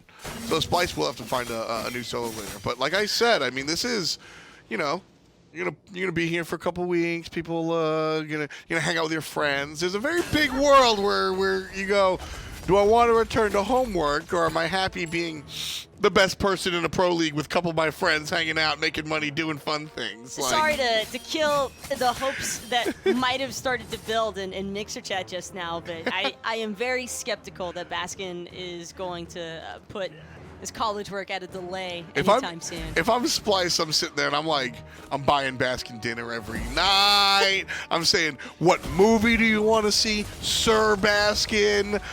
Where do you want to go? I'll make Kabam drive you someplace. You want to hang out with the dog? Munch can come over. You're afraid of dogs? We'll give Munch away. I'm like letting Baskin do whatever he wants. It's king of the castle. You can't let him get that much of an ego, though. How are you going to control him in a team environment? Are you kidding me? He's like a Charizard. No, somebody has to keep Baskin under their thumb. That's Trust Scream. me. And that is exactly the point. Scream can do that to a certain extent. If they let Baskin get, too big head, then it goes a little bit past the hey big head conversation because Baskin will straight up just not listen to anyone if he thinks that he has full reins of the situation. But at least he's there, at least he's there. That's the thought, because he has had, it is undeniable. I think that Scream has had, watching the set games, etc., Scream is absolutely a big part of Splyce, and if you're a Splyce fan, you've got to be very happy that, congratulations, graduate. Scream graduates high school, immediately collects $200, passes go, and walks his way to the SMITE Pro League. But I wouldn't mind Baskin sticking around too. Maybe, but I think that storyline is already a little bit more played out than the one that I want to focus on, and that's Scream and Venenu. All right. Because Scream and Venenu, I think it's no real surprise. We all kind of heard the story from behind the scenes, a little bit of bad blood there when things fell off, and Venenu ends up dipping away from E United originally, and, well, that was that. Those two just don't really talk to each other, have much communications, and then next thing you know, Scream joining Splyce, and he says, I want Venenu to be my mid laner. And I'm hoping that what this does over time... Is that how that went down? Scream asked for that? Scream really wanted Venenu as his mid laner, and I think it was shocking to a lot of people, but at the same time it kind of wasn't, because Scream knew that Venenu, I think, is the only mid laner who would be familiar with his playstyle. CycloneSpin, though, might not know that he's got 4 people on him, trying to look for the horse for a getaway, and mounted archery will buy him a little bit of time, but now it's Scream wanting to go in. Cherryo's going to grab one, and Scream on the ground waiting as Roar safely lands on the ground. A good ring from Cherryo, more of an escape, but Baskin from the top side. Here's 2 hots. Third hit will stun out Cherryo. Pop, pop, and Baskin, first blood for Splyce. Dashes to the left side. Big Baby activated. Renegade still chasing. And the call is to fall back. First blood to Splyce. Same time as last game, 7 and change. Dardez was looking for that follow-up damage onto Aror, but just out of range. Scream, though, could still be in for trouble. Will lose his Purification Beams to the dash taunt out of iRaffer's Athena. Funballer was right there waiting to, had full trust in his support to connect with that taunt, and for good reason. I mean, that's a pretty tough one to miss. Yeah, that's coming through for sure. A big point about your conversation about Scream and Venenu, you know, we've had the pleasure to watch Scream literally grow up, right? It's season 6 here, and he's been around pretty much for 4 or 5 of those seasons, right? When you think about him just graduating high school now, the kid was like 14, 15 once upon a time. You know, you get a chance to see his kind of support system. They come out to LAN a lot as well. And I don't know, I think straight up, Scream just a more mature individual, just trying to win. Well, that's exactly what Venenu said. Yeah. In fact, if you ask him, because that was the first thing I had to ask him, because I've had conversations with Venenu after the E9 situation, and I've had conversations with Venenu since Splyce. Right. Or became this Scream Venenu duo or pairing, but... And Venenu just answers it back with, look, he's just a completely different person now. And so what I'm hoping to see is a more confident Venenu because of that. Because I do think that that time with Venenu on Space Station and having, you know, been benched off of E-United, I think it did take a little bit of a toll on his mental state of how he chooses to play, because it feels more like he's concerned than ever about making a mistake throughout a match, and I think that it's forced him to play a little bit more limited in comparison to how we've seen him play in the past. And I just think that Scream could be a good member for reigniting that confidence spark in Venenu. Absolutely. I mean, and Nenu is one of those guys that just, you can tell he needs to have that comfort in his team around him, and Scream totally willing to do that. And for what it's worth, Venenu has always been a very level-headed, kind of mature individual. Don't get me wrong, homie can get hot sometimes. I'm not saying he's a mannequin. As Aror gets caught out here, brought down to half HP, good damage from Cherryo. But a little bit more understanding, I think. And so with Scream kind of growing up, and like I said, we've got to see the change in the young man, and he's certainly a winner. And I think he's a better addition to this Splyce team than he could have been in the past. Very exciting future for him in the squad. I think him and Venenu will do real good things. Like you said, Venenu already knows the playstyle. So, like any team, you've got to kind of work on the synergy there, but Splyce, who are going to have an issue in that solo lane, got to find somebody for it, et cetera, et cetera, et cetera. It's nice that they can lean on that jungle mid synergy. And you have to remember, this is a Splyce roster that's only had, what, a couple of days beforehand to practice with Baskin. Now they've had a couple more days since that Space Station set, but it's still not ideal for sure. Oh, yeah. Having to go through this constant switcheroony with your solo lane. And I think the best part about this for Splyce, though, and having Baskin, is that Baskin is, I think, by far the best plug-and-play option you could find. I mean, he's, you know, people call him the best player in the world. He's going to be the best substitute in the world as well. I'm just... Do you take Baskin, or, you know, who's #1 in the minor league? No disrespect. Meerkat, Amuel, whoever. I love you guys. I don't think anybody's going to argue that Baskin is probably the stronger choice. Well, Baskin's already admitted that he misses Meerkat's loving touch. That's weird. He said that after the Space Station set. So Sobek not picked in this one, but Splyce still up 1-0. You don't respect the bromance between players? I do. I think it plays a heavy part into these guys being able to just mesh so easily because Venenu knows Baskin. They're not like best of friends, just like Dardez is meeting up with a couple of his Splyce buddies here. Uh-oh. There's a pull. The ultimate not good enough. Help from iRaffer, but it's really just a location changer as Dardez falls down. Renegades are able to answer back, though. Aror falling down. A support goes down. For a mid lane Chronos. Another win for Splyce, even though Renegades do answer back. Tie game. Mid lane pony, but it's all the same. Yep. I think that Dardez was definitely not expecting that much aggression for Splyce on his red buff, and that felt like one of the first real buff invade attempts from Splyce. And I think it's just because they're trying to do damage checks along the way. Exactly. You know, just put the thermometer in, see what's going on. Early game, last game, we saw a backhand invade here and there, but it was less about invade and more just, I'm getting farm and here I am. That was a much more concerted effort. That was solid insight as well to the counter initiation potential from Renegade's current draft, because Aror goes a little bit too far in trying to surround Dardez there, and he is just CC'd to all hell. A Funballer, iRaffer, I don't think they could have done a better job at timing their actual hard crowd control. And for the Renegades to find a response pick there, I mean, it's a little bit of a punish against Splyce, because they could have had the buff, a pick, and gotten out. That's very true. It's absolutely very true. Renegades again. So we saw this in the mid lane last time with Dardez. First item, Pythax piece. The idea is that Funball, Dardez, and Cherryo, Nika to a certain extent a little bit less so. I'm looking at characters that make use of lifesteal because they make use of basic attacks. And so you're going to help 3 players on your team, yourself included.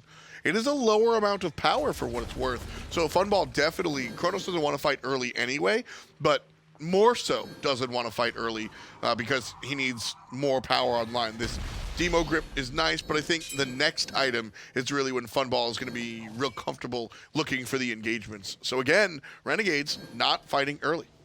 I think the other thing, too, is that Renegades have been very consistent with their ward vision. And I mention this every single time we watch Renegades play because it's a huge factor for why their early games are so held down to the laning phase exclusively, because they have vision across the board. You can't gank a member of the Renegades without them knowing that you're there. Especially, I even loved the when Scream was on the left side of the map. Funball still playing up. He's willing to play, he just knows. Gold Fury half HP. The Renegades are here. Splyce will leash. Cherryo looks for the ultimate. Scream falls down. iRaffer gets pulled. There's the landing. Cyclone Aegis right away. Gold Fury is just kind of punching people, and Scream's gonna get punched in the throat. Cherryo, the puncher, answered back as Cherryo falls down, but Funball with the double un makes it a 3-for-1 in Renegade's favor. Venenu taunted, Venenu killed, trips for Funball. Baskin's still alive. The rest of Renegades will fall back as Nika zones his opposing solo laner. Baskin's got to get through Nika first, and that's the problem here, Tom. Renegades are all fairly low, but Baskin just can't work his way through. iRaffer's got the taunt again, but Baskin needs the purification piece. Stolen! Baskin with the steal! How does he do this? Incredible. You know how he did it? With the pickup of purification beads. Solo laners don't often go into the CC immunity, but Baskin opts for it this time because of the heavy CC from Renegades. Renegades didn't expect Baskin to be able to beads past the CC. Oh my god, he's gonna kill iRaffer. He's gonna kill iRaffer in the thank god. I was gonna lose my mind. If Baskin actually found a way to not only pick iRaffer, but steal that Fury for Splyce so that they can maintain stalemating after losing such a big team fight. It's God, I can only imagine how much Splyce want him to stay. Exactly. I mean, this if Baskin doesn't pull that off, Renegades are launched. It's a 2,000 to 3,000 gold lead with the Gold Fury and then some. Beautiful play. Still a problem, though, that Funballer picked up a triple in the process. Might have lost that Fury overall, but when a Chronos gets 3 kills back to back to back and is able to go back home and spend all of that gold. And Funballer, he's already had the demonic grip online. Looks as though he's working into either the Hasten Ring now or the Telkines. I think Telkines would probably provide a better damage spike here, but Funballer could be valuing the Hasten Ring just for that boxing potential. I mean, even Shaman's Ring, any ring he goes here is going to be successful. Honestly, Hastened or Shamans I would rather see. Telkines works off of your total amount of power, and we already noted that he went less power than normal with the Pythax piece. So you want to buy Telkines later on, I'm down. Hasten will help him chase down players like you mentioned. Shamans will boot the low power, gets boosted because it's percent damage. So Shamans might be able to make up for damage in that direction, but we'll see where Funball goes. I mentioned, Funball not going to look for those individual fights yet. He's got to wait for a whole item. The team fight gave him a whole item, so now Funball is ready to fight again. And Scream going to be in some trouble here as Cherryo waits out the purification beats, the perfect windfire wheels, taunts at the bottom, and Scream doesn't even get a chance to respond. Dardez even following it up with the Chiron ult just for good measure here. Although Cherryo will get credit for the last hit, but Renegades also get Splyce's red buff, and now I think this is looking a little bit more and more like Renegades having map control. This is Renegade. This is more classic Renegades. You mentioned the vision and how they look to extend the laning phase. This is going more Renegades' favor, and I mean they're playing better. Cherryo's landing the ultimates and setting his team up is just a much better look for the Renegades in game number 2 than it was in game number 1. Still a slight lead, only 1,500 or so, but like you said, the Chronos getting this big of a jump, this is when things can start to get scary for Splyce. But it feels like it's 180, because at first it was Scream constantly going through Renegades, back Harpies, back towards behind the red buff even on Renegade's side, and now we see Cherryo instead taking over that measure from Scream. He not only punishes the Dardez for being by himself, but also punishes the rest of Splyce by taking down that red buff. Now Splyce, I think, trying to go for the Hail Mary into a Fire Giant call. Frenzy has been popped, and Renegades are here trying to play. And Renegades will not get the Fire Giant, but the fight after it is a different story. Scream and Cherryo both get a kill each. Mid lane for Solo. Cherryo low, and Aror and Baskin on the run won't get the kill. iRaffer surrounded by 2 damage dealers certainly will go down. Kill number 5 belongs to CycloneSpin. Funball around the corner takes care of the tank. Only 3 players with Splyce still have the Fire Giant buff, but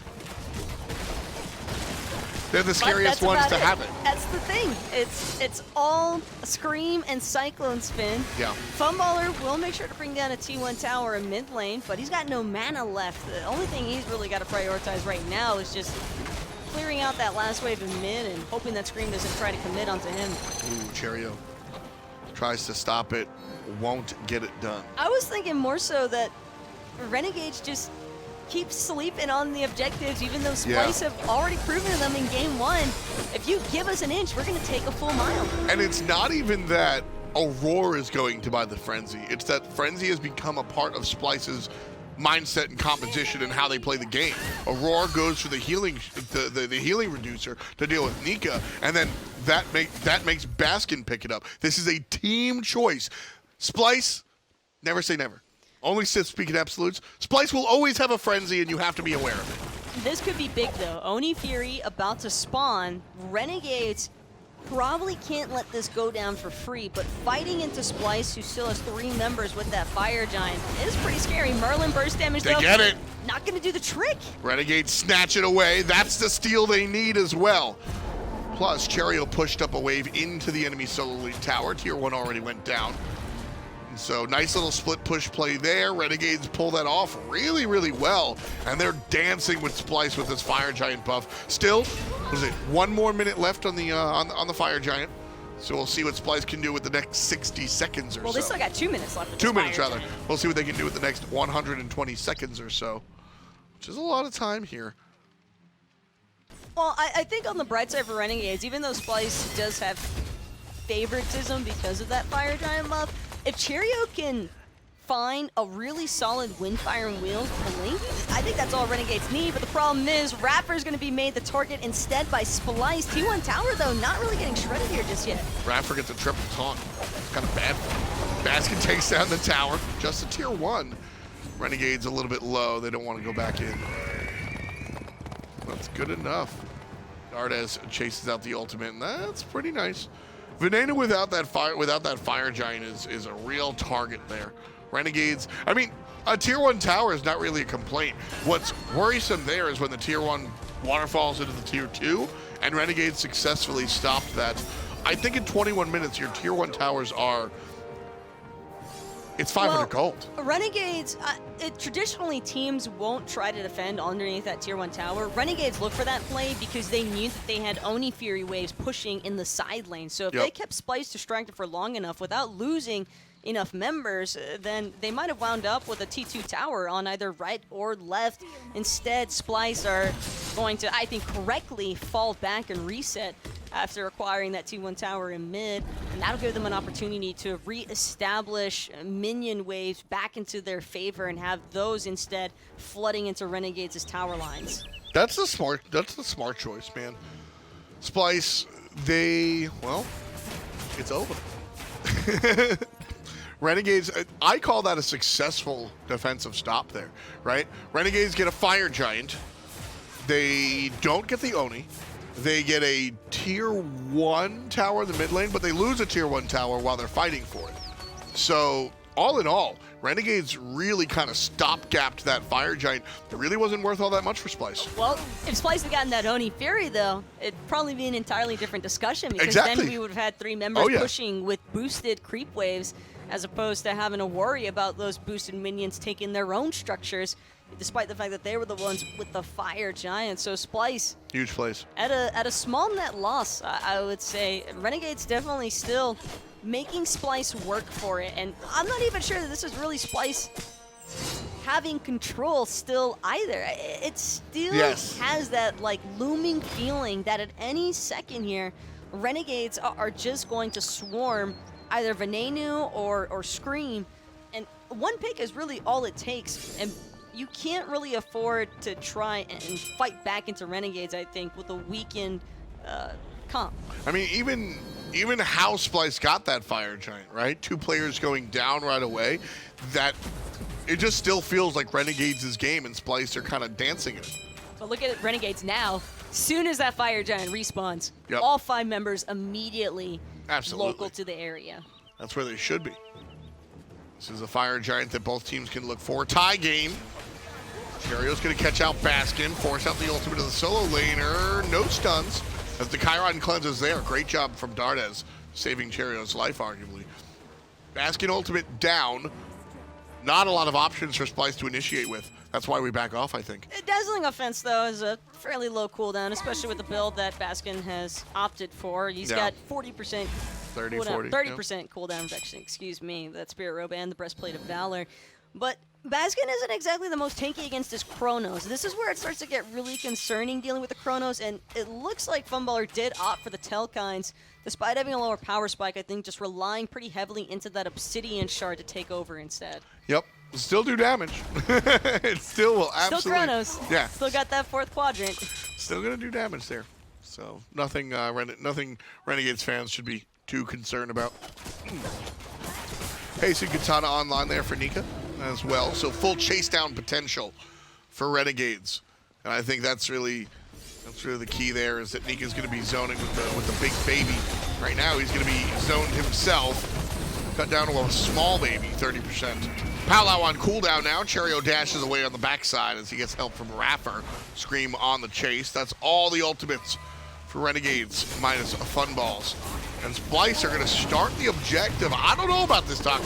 Well, Splyce seem pretty certain. They've got that Frenzy Pop as well. Peeling off the objective now is Screammmmm. Looking at Cherryo off to the side. Merlin Fire Waves. Big Funball stun. Through, and it's CycloneSpin with the secure. Funball stuns 3 separate players. Life bars in the way of Renegades. Down goes CycloneSpin. It's 1 for 1 as Cherryo ate it earlier. Aror gets slowed down. Nice masterful shot from Dardez. Double taunt for iRaffer. The kill's not coming. The damage too low. And Renegades push Splyce off the objective. And while they're here, they'll pick up the tier 2 tower. Renegades just narrowly avoiding complete disaster, though, thanks to that 3-man stop in motion. Beautiful. From Funballer. I don't think you could have asked for a better placement of a single ability there, but Splyce are forced to retreat, and honestly, Tom, I think that's a Fire Giant for Splyce if Funballer doesn't make that play. Absolutely. That's again, just Funball really stepping up for Renegades here. 5-0-1, the hard carry of his team so far in game number 2. Makes the game-saving play almost there. Renegades are going to look for the Primal Fury.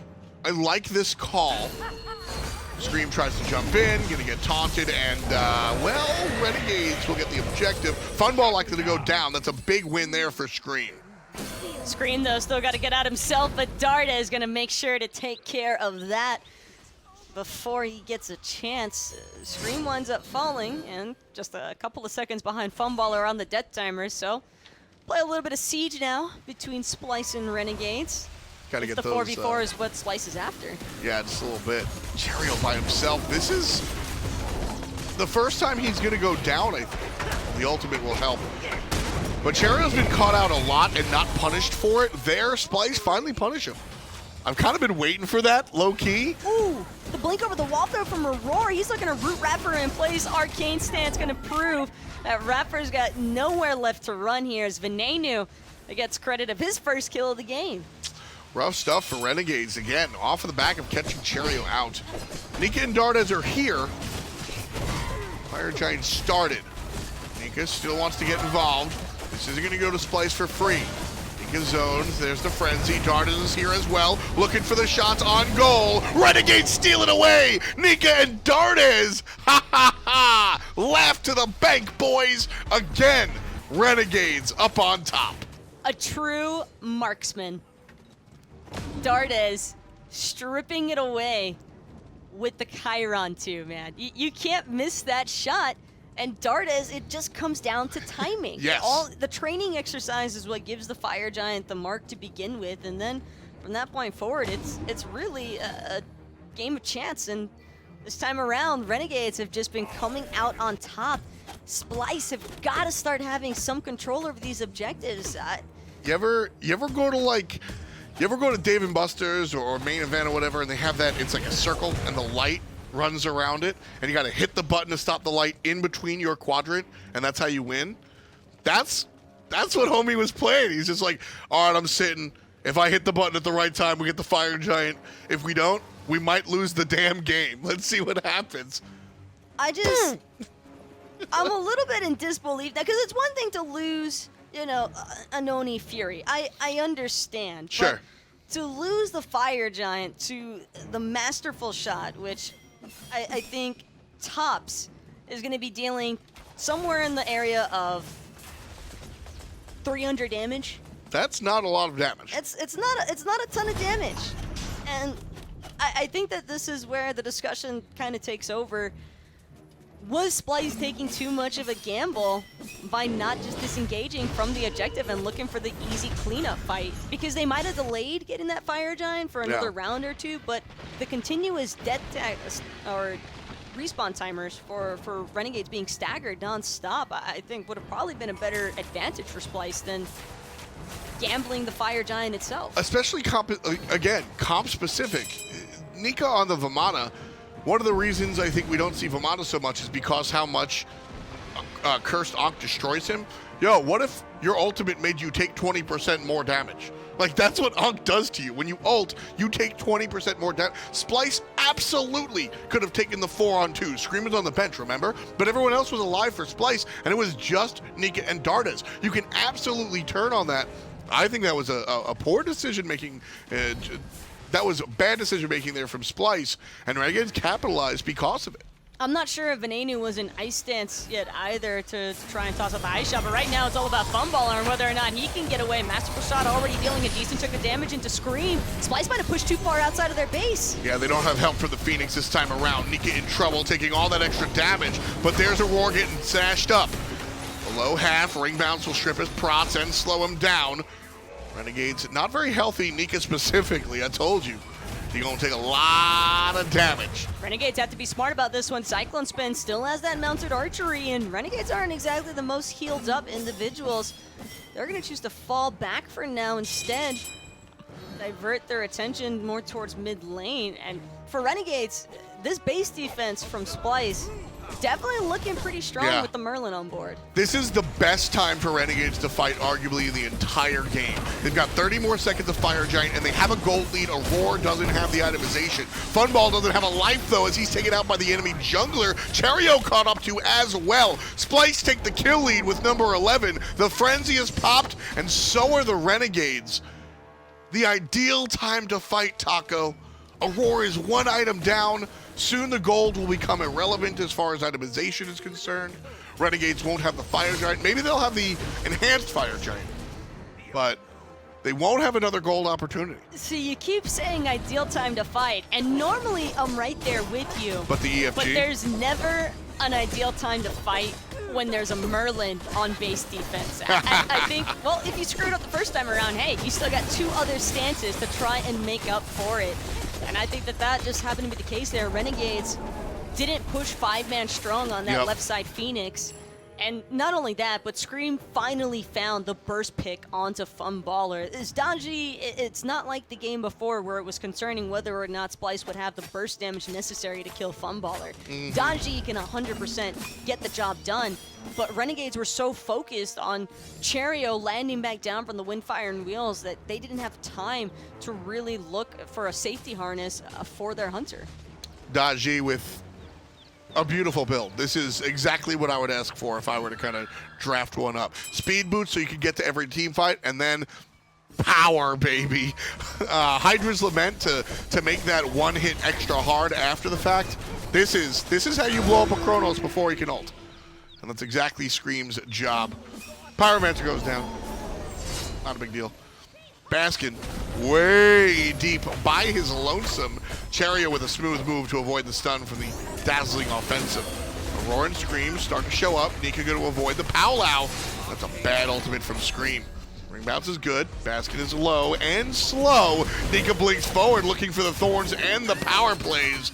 Venenu getting walked at. Hasten is good for Nika. And Dardez snatches it away for the solo laner. Mid lane goes down. Scream goes down.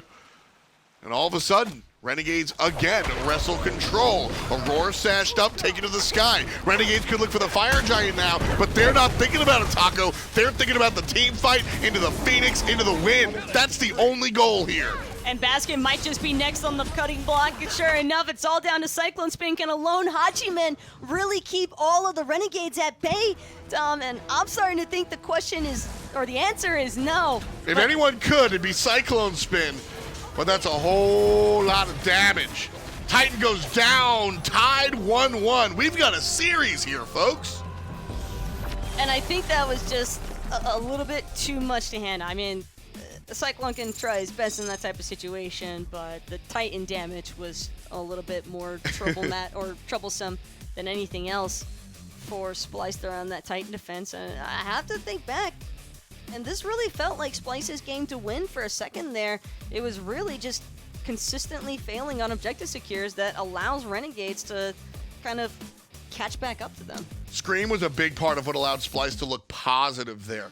At the end of it, Cherryo kept getting picked for Renegades, and they eventually fixed that. Baskin kept getting picked, or at least being in bad positions, and Splyce didn't fix that. And so, as much as Baskin was the savior in game number 1, I don't think it all winds up on his shoulders, but I think a lot of the load does go to the solo lane here for Team Splyce. I think Nika having that blink on the Vamana too is also part of the reason why Splyce sort of just crumbled there at the very end, because they have actually a decent disengaging comp because of their high mobility, but you got to make sure you're actually rolling first with the Amaterasu before you can get caught up by that blink Vamana. A little bit rough there, but Renegades tie it up, and as I said, we've got a series. I'm always excited to actually see some competition back and forth between these two teams. Renegades on the other side, Funball certainly having a good game there. Yeah, Funballer had a fantastic game. Again, you have to think back to that one stun that he found onto 3 different members of Splyce. What happens if Splyce never got controlled at that choke point? I mean, there's, I think, a lot of points where this game could have been, it could have gone either way from the very start, for sure. Yeah, certainly an interesting look there. When it comes down to Splyce and how they respond, I mean, are you thinking towards the draft, or are you thinking more towards the gameplay? I think I'm looking a little bit more towards the gameplay, because composition-wise, both of these teams are looking strong. Yeah, these guys certainly bringing it out here. Game 3 on the horizon, but first, let's break it down. Renegades able to bounce back and win a game where it looked like Splyce was starting to pull away a little bit.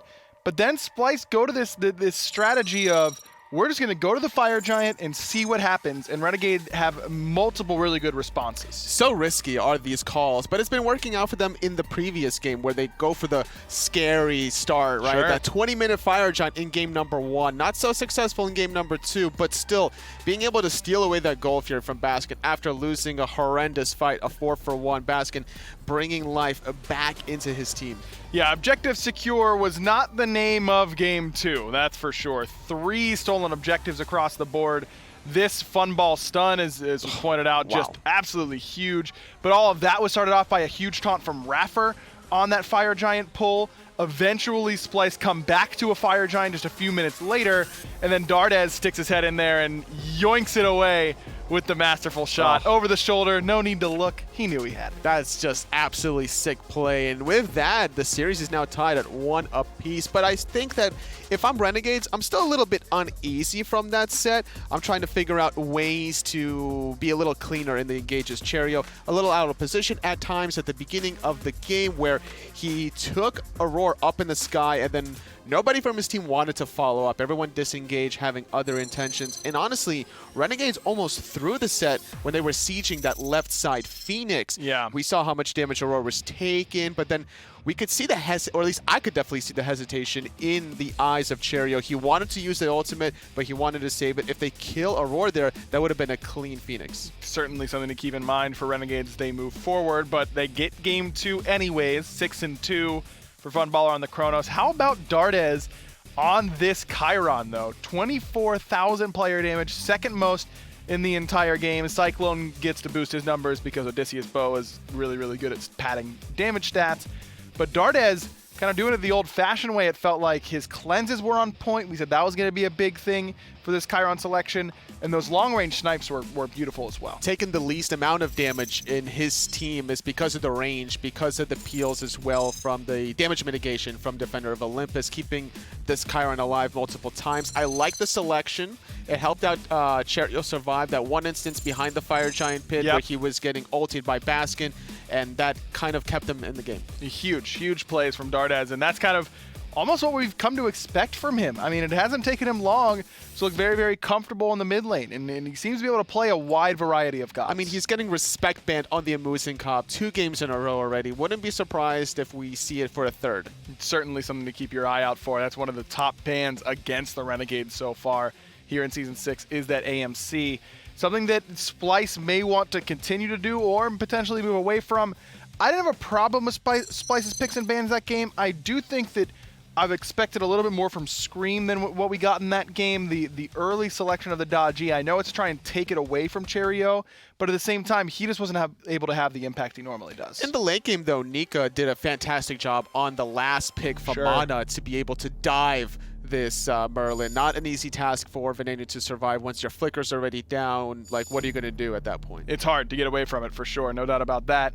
AMC, still banned. We mentioned that might be something Splyce might look to change, but not here in Game 3. Renegades, though, change it up and take away Venenu's Merlin. That's something that I was kind of asking for the first 2 games. Ven has looked his strongest on this selection, and now Splyce, do you try and find another god that you can nearly first pick for him to try and get him comfortable? You're probably first picking Jormungandr for Splyce. Maybe not necessarily first picking anything for Venenu, knowing he likes his Zeus, his Apwash, maybe a Jean Kui before he joined, or actually the first week of Splyce when he joined, he actually played a little bit of the Nox. Yeah. Something that he likes from time to time. So now Splyce has an option. They ban away the Naja. I was going to say, I don't think they banned Jormungandr like they did last time. That seemed to kind of come back and bite them a little bit. Not an off ban necessarily, but something that they don't want to first pick. Definitely not. So they're leaving the Jing open, the Freya open, and also the Jormungandr. So Renegades having to think about those 3 picks. You can only ban 1. Maybe you leave all 3 open so you can get 2 of the 3. Yeah, I think the one that you kind of don't want 2 of is Freya and Jing because those are going in the same slot most of the time. You can put Freya mid, but has been much more popular as a hunter as of late. So if I'm Renegades, I think I'm banning Jormungandr here and letting Splyce take their pick between Jing and Freya. Because Freya has a pretty bad matchup against the Jing Wei. Not bad, but it's not as good as a lot of her other matchups. All right, but what if Splyce doesn't pick Freya or Jing Wei? Are you still picking those 2 anyway? No, you're probably not taking both. But what is Splyce first picking that you're really scared of in that scenario, right? As long as you're banning Jormungandr here, Splyce, you're right, could go a different direction, and I think that would be pretty smart of them to do. But then Renegades just get to pick whatever they value the most out of those 2, and then could go, I mean, they what, Athena, Chronos, the first 2 picks last game, so you can go one of those plus Athena if you want. And Batz was open, but Renegades was not interested in it whatsoever, opting for the Naja right before the secondary ban phase. You could tell Renegades really thinking this one over with that throwaway Naja ban. They're a little bit confused.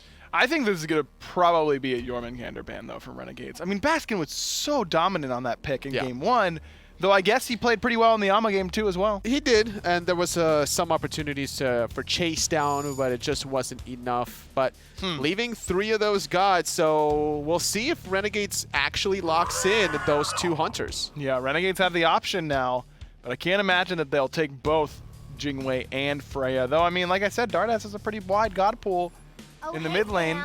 Renegades will secure themselves the Jingwei. That's the one that I expected to go off the table first. And they'll take both. Okay. Surprised a little bit, but in the sense that you can't give CycloneSpin Freya. He's just so scary with this late game goddess. So probably going to be seeing Dardez pilot the Freya, looking for maybe Venenu to actually run a hunter middle, physical hunter to combat that. Yeah, could bring something along the lines of a Medusa, the Chiron that was just played by Dardez. Certainly have some options there. Neath, of course. It's funny because way back when in Season 4 Oxygen Supremacy days, he played the Chiron. Was great at it. He's played so many different gods in that a very impressive gauntlet run, so it wouldn't surprise me if he leans on that pick.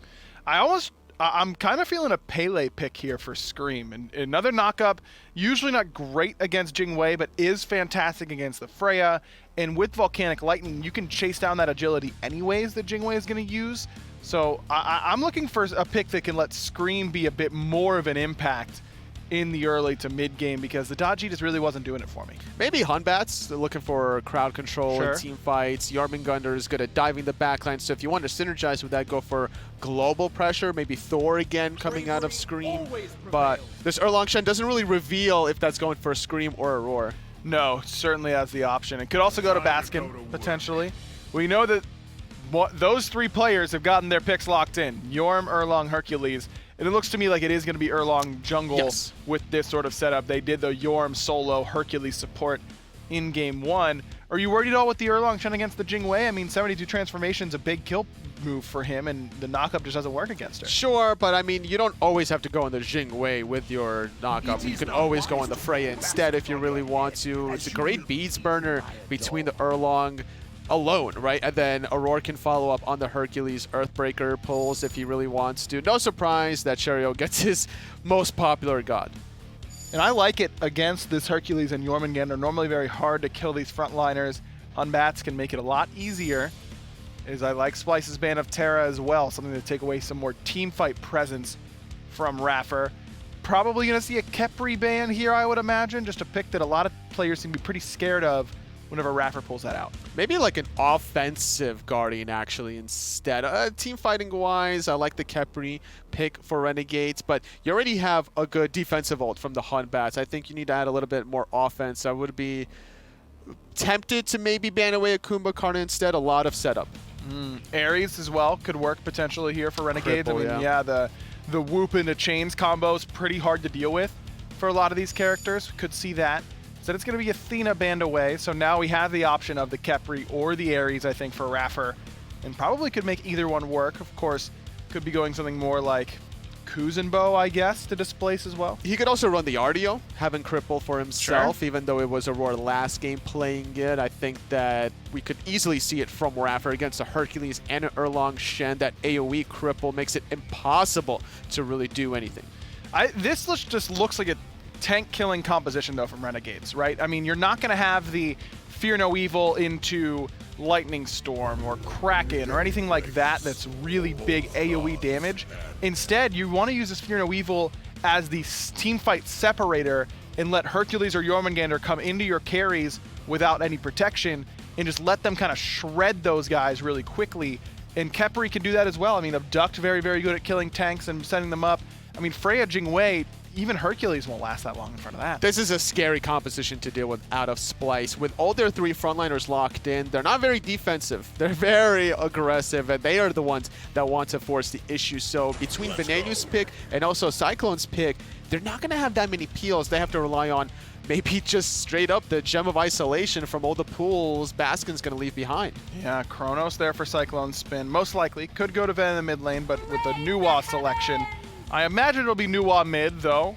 I've seen a lot of Nuwa ADC in the past and could go Chronos in the mid lane.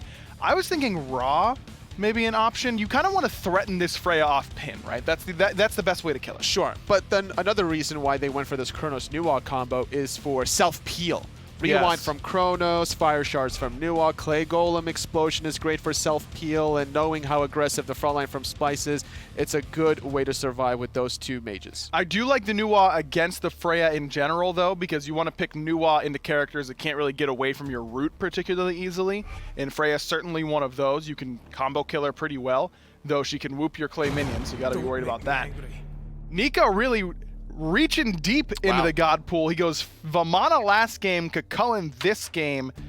He's really reaching into the past in the solo lane meta. Khepri really hasn't seen any play at all. No, not at all. I'm thinking it might be because of the 50% anti-healing from the Barbed Spear, but if you're looking for that, maybe you just straight up go for the Odin in that case. Sure. But or a Sobek, something like that. yeah, a little bit there. That's not a bad idea, actually. Yeah. But Khepri also brings that warrior frontline that you kind of want between the huge AoE knockup, forcing those beats.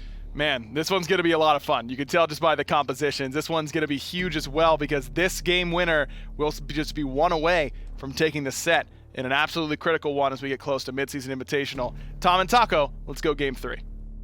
Game number 3 here on the way. TNT bringing you the dynamite as we watch somebody get one step closer. I'm just staring at Khepri. I don't think we've seen him at all season. It's been 11 weeks now in the Pro League. We've seen him 0 times, if I can remember correctly.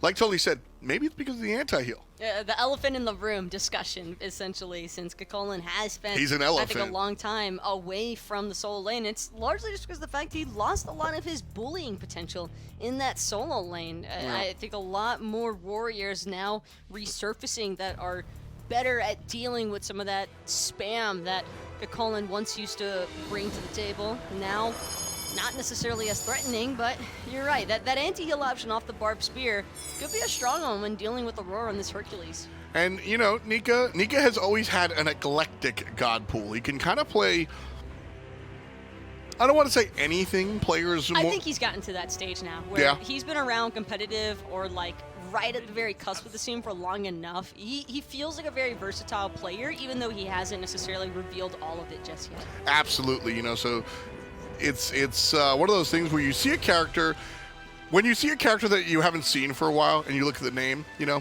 I'm going to trust people like Baskin, I'm going to trust people like Xayah.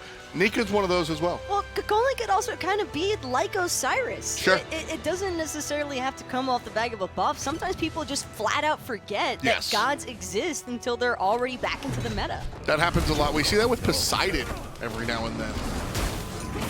Nika getting in trouble here, but Baskin taking a bunch of damage as well. Again, the slap fight. Very rarely do we see a kill come here, but, you know, mentioning it for mention's sake. Solo lane, that's the long side, you know, with the hunters. It's actually really problematic, the terminology that we use, because solo lane has 2 people in it. 4 people now, right? Technically speaking, it all really just depends on whether or not the supports actually choose to stick around. Cyclone, though, going to get hit by that monkey slow from the somersault, so Cherryo and Funballer going to make sure to continuously punish Splyce for having Aurora over in solo by taking Cyclone's purple buff experience. Screams here on the invade, though, looking for the blue. Not just looking for, getting it as well. So the Dogman picks that up. The rest of his team picks up the totem. And Splyce kind of win the right side of the map in the early game. Not only that, but Venenu was, in fact, able to defend his red buff, so that's a sigh of relief for Scream. Yep. Not having to get fully punished for Cherryo not clearing out his jungle. In fact, I think it's actually Splyce who came out on top overall, since Scream also got the back harpies and the blue from Renegades. People ask me, what does the Batz change do for him? That right there. Jungle clear is a big deal for Batz. Their change recently to the Sacred Monkey. It just bounces one more time on creeps. Seems like a real small change. But not only does the speed of your jungle cams clear, but there's a very small list of characters that can solo clear oracles by themselves at level 2, and Batz is now one of them. Batz, I think that's a life changer, even having the extra toss on that Sacred Monkey Vows for the farm. But it's still going to take a little bit of ramp-up time for this Batz to really feel super impactful. It's just the Fear No Evil and the utilization of it. How efficiently can Cherryo place that Fear No Evil back to back? That's the key. Fear No Evil is what allows Batz to be relevant. Nika in trouble here. Rooted, but he jumps away. Still under the tower, in some trouble. Baskin and Scream both with a tower dive. Nika 1 HP. Baskin gets the kill and narrowly escapes death. Nice job there from Splyce. Big gank there coming out from the team. A lot closer than what Splyce wanted it to be as well. Baskin not exactly out of the woods just yet. Cherryo gonna take down the Totem of Coup for Renegades. Finally get a 1-for-1 in total between these two teams. But the fact that Baskin's able to free back and not get punished by a Umbat's rotation means that Nika is gonna be just ever so slightly behind Baskin from this point forward. And I'm not sure that Nika really cares so much about Baskin as he does about Scream. Scream and Baskin laughing about that one on their cams. I wonder what that was about. Cherryo's going to get in trouble, pushed. They'll just jump on the wall and back. Nika, on the other hand, a little bit lonesome. 3 versus 1. Cherryo's here. No threat of the ultimate, so Cherryo looks to back onto base.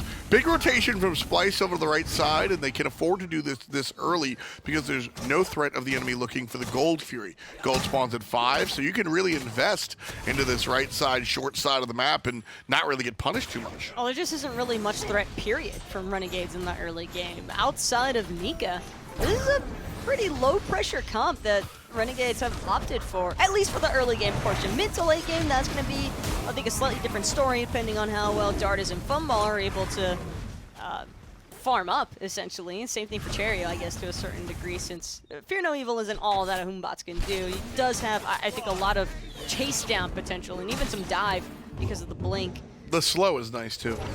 But Cherryo just has to play it safer than usual because of the fact that Aror is on this Hercules, and that's a lot more, I think, restrictive towards the Umbats this early on, because if you try to blink in right away, you might just get smacked with a driving strike straight to the face. That's the absolute truth, and Auror's going to be looking for that every step of the way. The flip is good, but the grab better. Dardez and iRaffer looking for the target, and the target steals their mid-harpies. So nice job from iRaffer there. Also want to point out that there was really only one invade overall for Renegades. They took Cyclone's purple buff one time, and then that was the end of it. Renegades haven't revisited this Chronos anymore ever since that took place, and I'm not certain if that's because Renegades don't feel as if they have enough damage to consistently punish the Chronos there, or if it's just that Cherryo's been so preoccupied with all of the pressure that Splyce is exerting into solo lane that he'd rather try and help out Nika instead. Well, the Funball, excuse me, the Fear No Evil, will work. The blue buff stolen here.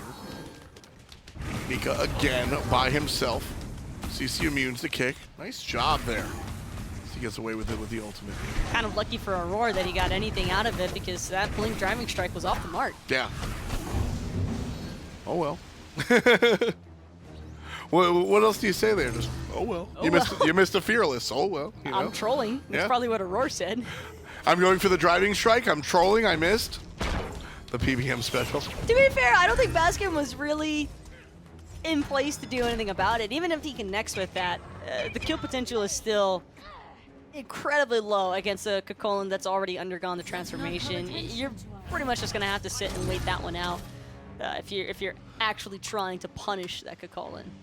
I think that was more so Aror just giving Nika a little bit of a friendly scare there. Yeah, and that's the kind of play, right? Blink driving strike. You've got to make it almost all the time to condition your opponent into being aware of it all the time. You want that to be a threat. Even when your blink is down, you want the opponent to be threatened by it. You want the opponent to always be thinking of that in their mind. If I go up too far, I know what happened to me last time. I got away, but I might not get away this time. So I got no beef with Aror just kind of going for it every time. This is a game, though, where I could fully expect to see Splyce entertaining Renegades with this lack of pressure, because Auror's obviously going to try and get something going. He's Hercules. He's kind of free to do so, especially since First Blood's already been taken off the board.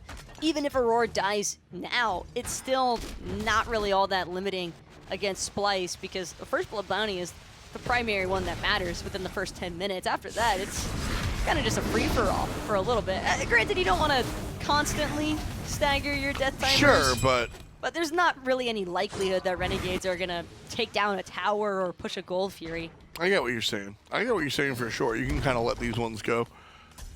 not that gigantic of a deal. Unless, of course, you get wiped, and then, you know, different story. Fear No Evil gets the ultimate out of Baskin. We're gonna go forward because Scream is here. Nika's not deleted. Scream, great job there, coming out of nowhere. Baskin could have just escaped, but his jungler made sure that one was turned positive for Splyce. And Baskin feeling good about that one. Blink for blink, except Screams is the one that's paying off big time. Just not enough damage between Cherryo and Nika to fully punish Baskin there. And the fact that I think Baskin was expecting that Blink Fear No Evil, reacted flawlessly to it. Just no issues whatsoever. Cyclone, though, looking for a 1v1 opportunity here. Funballer, though, able to get away thanks to that persistent gust, given that agility, a little bit of movement speed, but he's not out of the frying pan just yet. CycloneSpin still looking to run this one down. Funballer juking for the second time. A good time rift. Dardez gonna come over here, but not for the gank, just for a little bit of farm. Purple Buff goes down. Dardez protecting the invade, sees his carry is being pressured and just walks the other way. Nice job. And it's dangerous both ways because Jingwei being, I think Jingwei can build crit here and get away with it against Splyce, but at the same time, it's not going to be as clear-cut as it seems just trying to rush crit onto Jingwei because Cyclone and Venenu, I think, have an overwhelming amount of burst that by the time Funballer gets his crit online, it'll probably be around the same period that Venenu and CycloneSpin are truly swinging on the Chronos new Wa. And I love this new Wa pick because of the fact that if Venenu goes Divine Ruin, which I'm kind of suspecting he will at some point, I think that it's going to be super problematic for Renegades to try and counter-initiate into Splyce. It would be pretty tough. With that said, though, I think Nika Chulainn is one of the characters that I think does do a great job at counter-initiating, as does Fear No Evil. If you get jumped on, Chulainn can knock up the whole team. Fear No Evil does something similar. Right there, Cherryo uses Fear No Evil just for the invade. This is Cherryo just guerrilla warfare style. But Cherryo also knows that even if he drops the Fear No Evil, Splyce aren't going to look for the Gold Fury. They're not in a position to try going for that. So there's no real punish if Splyce aren't able to kickstart a fight once that Fear No Evil is down. Now I think this active grouping from Splyce could cause some problems here for Renegades, and the fact that that monkey is without Fear No Evil. Nika still has an ultimate, as does the rest of the squad, but it's 25% already. Funball airstrike, Splyce get the objective. Renegades, are they gonna fight? The answer is yes. Aror in trouble, but Baskin just knocking everybody up, and that a clean escape from Splyce. That can't happen. Renegades down 4,000 gold, 3,500 here at 10 minutes. This is a bad space for the Renegades to be in. Well, it might get even worse here for Funballer. He's going to try and dip away, but right now he's got to worry about CycloneSpin and Aror. Excavate's going to deal some decent damage here, but CycloneSpin still at the rewind. Now he's actually trying to go in onto Cherryo. Not good enough. Cherryo just going to push CycloneSpin away, and Funball replies. Shows up very low, thankful that there's no fight. Splyce 2-0, and again, Renegades have been behind in this set before, but this is the largest deficit this early, and that's a problem.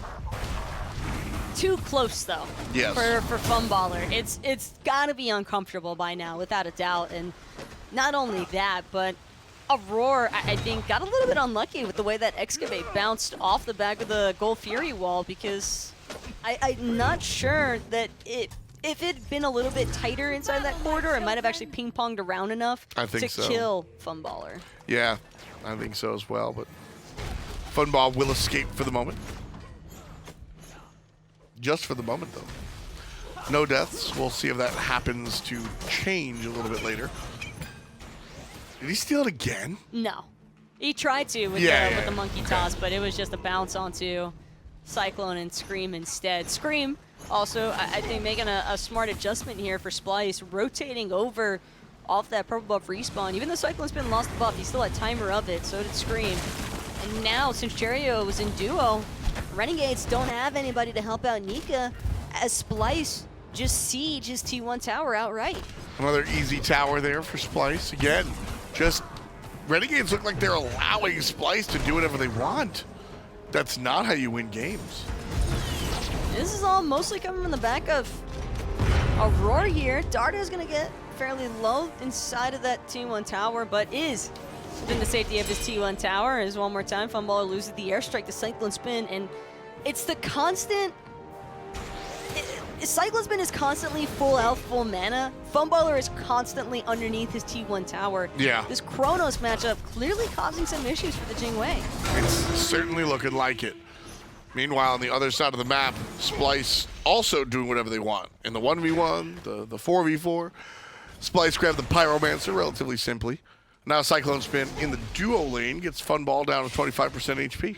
Cyclone has that rewind, but he's still not gonna push it all the way just yet. Still waiting, I think, to become a little bit more consistent with his damage markers, as Renegades seemed like they wanted to try and get positioning for invading Splyce's red buff, but with Cyclone rotating in, Renegades are gonna abandon that thought process altogether. Two big boys, no kills likely. Mid lane though, much different story. The 3v3, the joust, the scrum. But Baskin gets his ult chased out. Nika was just boosted a Blackthorn, able to walk him down.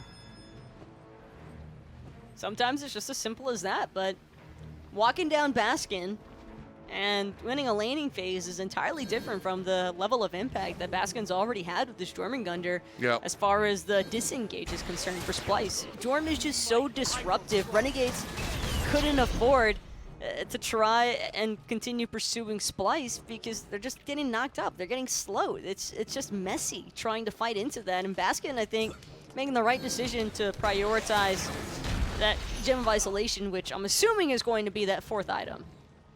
Should be. I think Gem works over there. When I look at the other side, I mean it's telling to me that Renegades haven't done anything in the mid lane. Dardez has a lot of pressure there with the Freya pick. She's an early game character these days. Does he have pressure though? Well, that's the thing. In theory, he does, and they haven't been able to get it. And that's largely where I was going with this conversation. Was that Dardez should have the pressure. Freya's a pressure monster. She's early game, but wasn't able to grab it. No way, man.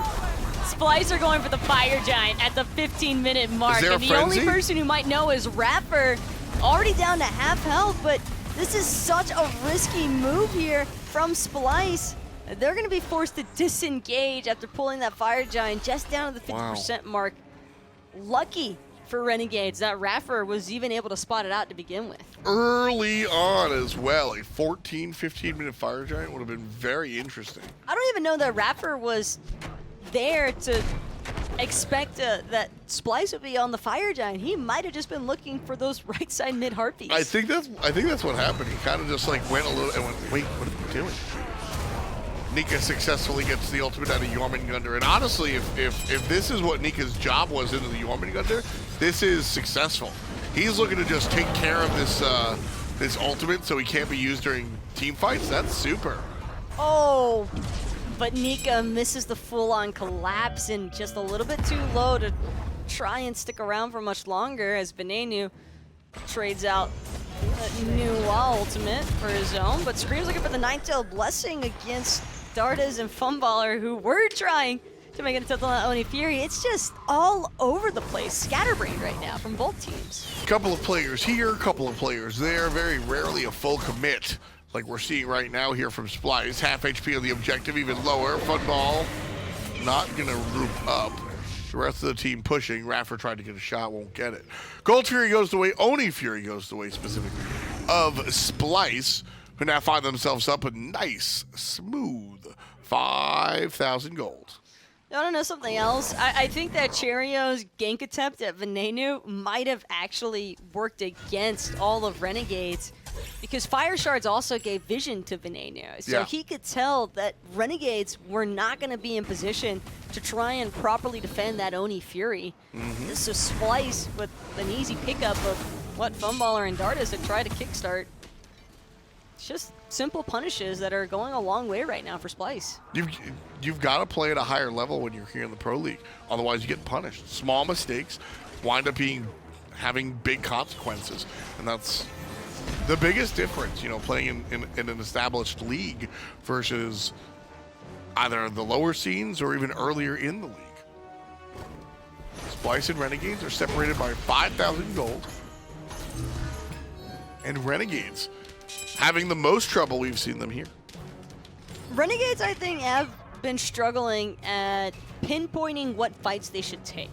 And game 2, I think they kind of lucked out a little bit that Splyce were having such iffy objective pools, but overall, I definitely think that Splyce have done a much better job, at least at controlling the space around the objectives.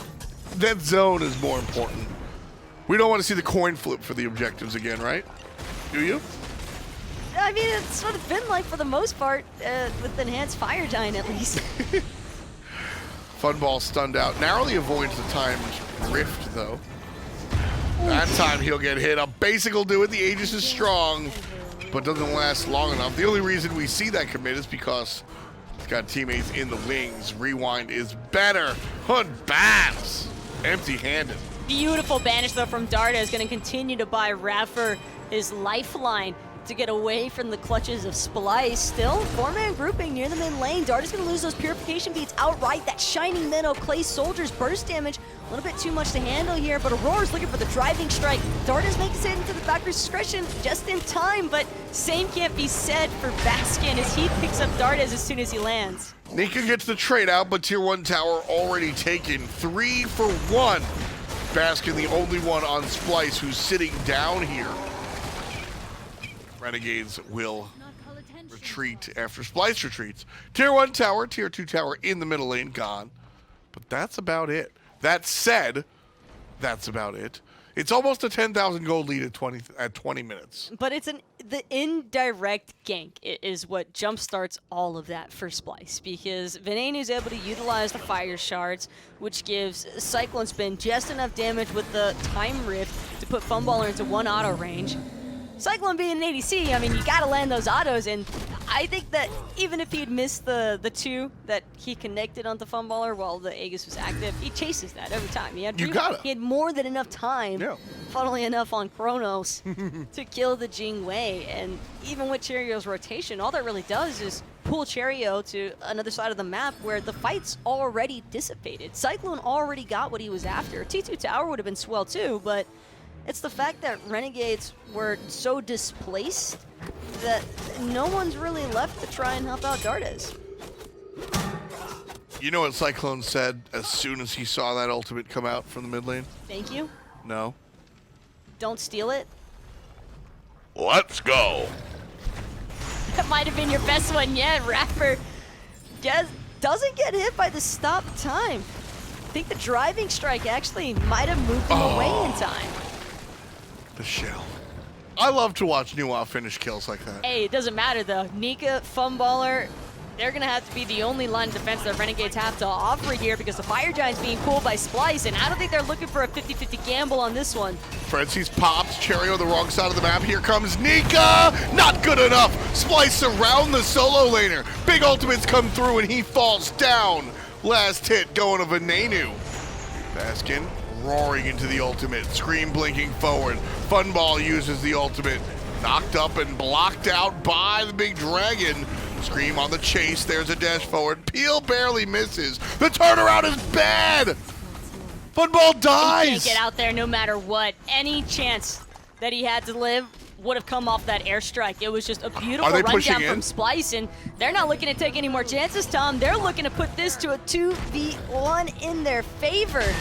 iRaffer flips, gets caught out. There's going to be a problem, though, as Dardez finishes one off. That's for Aror. Baskin takes down Cherryo, so now there's still 4 people on offense. Dardez and iRaffer the only one on defense. 25%, maybe a little bit more for the Titan to go. Renegades now, CycloneSpin puts one down. Dardez the only one up, and that's game 3 in the direction of Splyce. And I have to say, I think a lot of that win should be credited to CycloneSpin right now. He had so much distraction for Renegades. They just didn't know where to go that game. And look at the communication and the body language right now here from Renegades. That game was all Splyce. But I think that's iRaffer not even knowing what to do in this situation. What I'm saying. It's not like Renegades made heavy misplays or gross mistakes by any means. It's just that Splyce had that map fully covered. It was theirs. That was just one of those games where you sit down and At the competitive side, I'd say 9.5 times out of 10, you're like, I know it went wrong. We got to fix it. This was that moment where Renegades are looking down and they go, anyone got an idea? I think the Jorm first pick was the trap. That was Splyce's trap card that Renegades activated by, they started foaming at the mouths. They see Jing, Freya. They're looking at Splyce like these guys are clearly stupid. And then the next thing you know, they don't get to do anything with either of them. Was a little bit rough. I will say the Khepri actually worked out. Yeah, the Khepri wasn't bad. It's just, what more could Nika really do in that circumstance? What more can the Renegades do? Splyce, one away from taking it. Splyce right on the verge of a near must-win for them, but Renegades have shown they're capable of bouncing back in the past. But totally, I think that what Tom and Taco was saying there is pretty relevant. I mean, I don't think there was a glaring weakness there for Renegades. It kind of feels like game one where Splyce just kind of won all of a sudden. Yeah, there was not that pressure that you were expecting onto Venenu's Nuwa, right? Like early game struggles, but late game Nuwa is kind of a beast, right? So that was a great ultimate with the fire shards to get the pick onto Funballer later on. The Jing struggled from Funballer compared to how he normally does. I think that global pressure was a good added effect. The jungler's presence as well, like Erlang, Shen, that level 3 tower dive onto Nika was a big starting boom for Splyce. Absolutely. I mean, just getting Baskin off to another lead on this Jormungandr, the first pick for Splyce, certainly working out for him. But the two guys we were kind of highlighting coming into this set were Cyclone and Funballer. And Funballer, I mean, the leader in KDA so far this split. Everyone's talking about how well he's playing. But Cyclone has just outplayed him so far this set.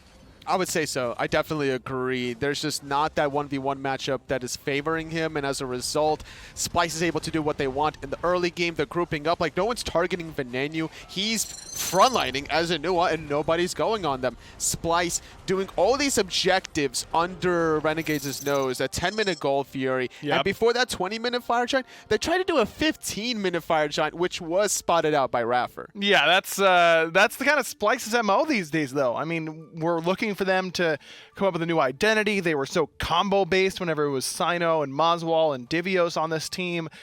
This Splyce iteration with Ven and Screammmmm Baskin seems to be all about those objectives, almost old enemy-esque in that way. Cyclone, a great game on the Chronos, top of the player damage overall, even over the Nuwa, though as you mentioned, Nuwa usually takes a little bit more to ramp up. But look at the gold per minute. Over 100 gold per minute more than Funballer in this game. I know it was quick, and that's nuts. But it just feels like Cyclone's making such a bigger impact, even in the games where Renegades are winning. So to put 615 gold per minute into perspective real quick for the fans at home, it's normally like 530 gold if you're winning a game. Right. And then to have a good game is like 550 or higher. 615 is like all-star status. That's the way that Cyclone's played, not just today, but overall. I think that when you look at Splyce's record and you go, what are they going to have to do to turn it around?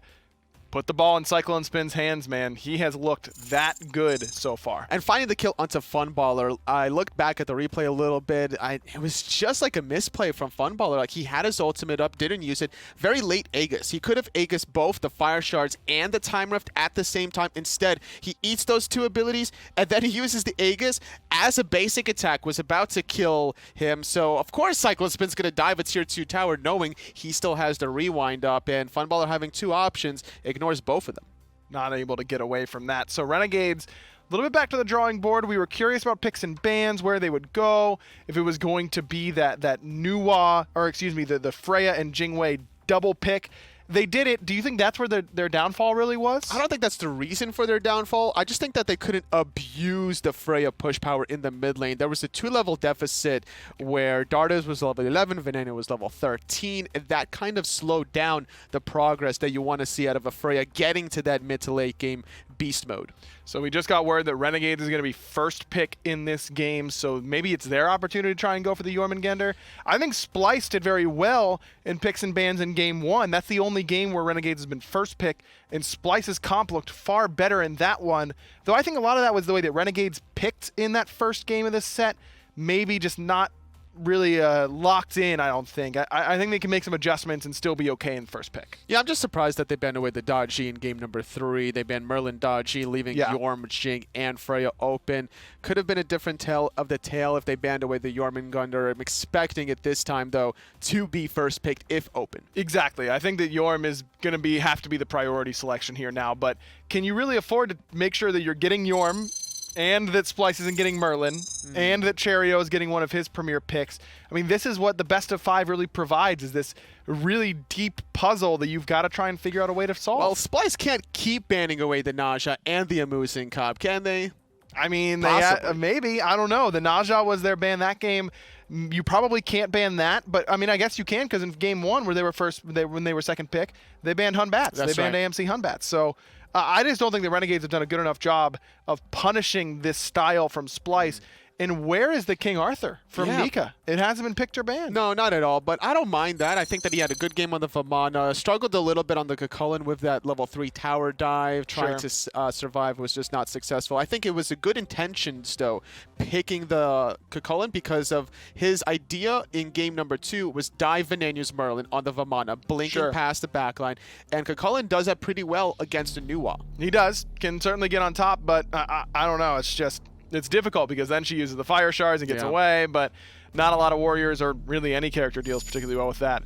As Renegade's going to kick us off with a Merlin ban here right away, identifying that has been a problem for them when Venenu's gotten his hands on it.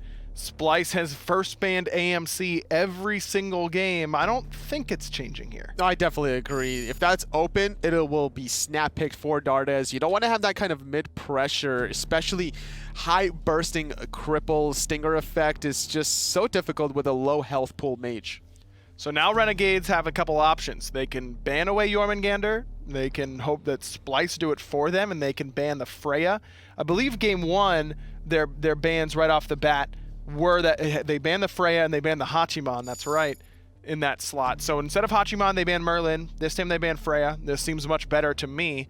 The idea of focusing out CycloneSpin's God Pool has not worked for them so far. No, definitely not. But, I mean, he's going to play the Chronos if you let him play it. So maybe that's something Renegades could look for if there's a Jing Wei randomly banned out of Splyce. I don't think Renegades are going to look for the Jing Wei first pick yet again, especially if the Jormungandr is up. But it's so difficult to really think about these picks and bans with an ever-evolving meta. Everything is just constantly flip-flopping. King Arthur used to be first ban. Achilles used to be first ban. Shibalanka used to be first ban. Naja was on that list. Certainly a lot of options in that area, but Splyce do end up banning Jormungandr themselves. So Renegades first pick Jing Wei, right? And that's exactly where they're going to go. Though, as you mentioned, Funballer hasn't been quite as impactful as you would normally like to see from him. But I think there's something to be said for sticking to your guns, right? I mean, if this was your game plan coming in, even if it hasn't worked perfectly, you stay to it. If I'm Splyce, I'm picking Chronos right off the bat. I don't care about Freya because I don't want Renegades to get Jing Wei Chronos. Sure. That is going to be really difficult to handle, and I think that CycloneSpin had a fantastic game on it. Don't change it up. Yeah, I like that idea. I think Chronos is a good selection here for Splyce. Maybe you go Chronos Hercules, just lock in that pick for Aror that he's looked so good on so far, and keep him comfortable. Maybe you try and take away the Batz right now from Cherryo or the Dodgy that he played. Scream tried it as well, though it didn't go quite as well. Maybe just stick with the Erlang. I don't think that was an issue for them, but I know that Aurora really prefers this pick. I'm surprised that they still pick it this early, though, knowing that Renegades doesn't run the Hercules themselves. No, but I think it's just Splyce saying, we know we want this, and let's see what Renegades is going to leave open and what we can take after this. It just feels like a wait-and-see sort of selection. And if you know you want it, may as well grab it now. So Splyce have their duo lane, though I guess Chronos could go mid and Hercules could flex, but let's be real. They've got their duo lane. Yeah, that's basically duo lane. I'm not expecting Venenu to pilot the Chronos. Not to say that he can't play the Chronos by any stretch. Sure. I just think that it's more of a CycloneSpin kind of god. Poseidon locked in from Dardez. This has been a very popular second phase ban against him so far today. And the Naja there for Cherryo. So no frontliner selected for Renegades quite yet. A little bit out of the ordinary, I would say, for them to not top 3 iRaffer selection, but I like what they've got.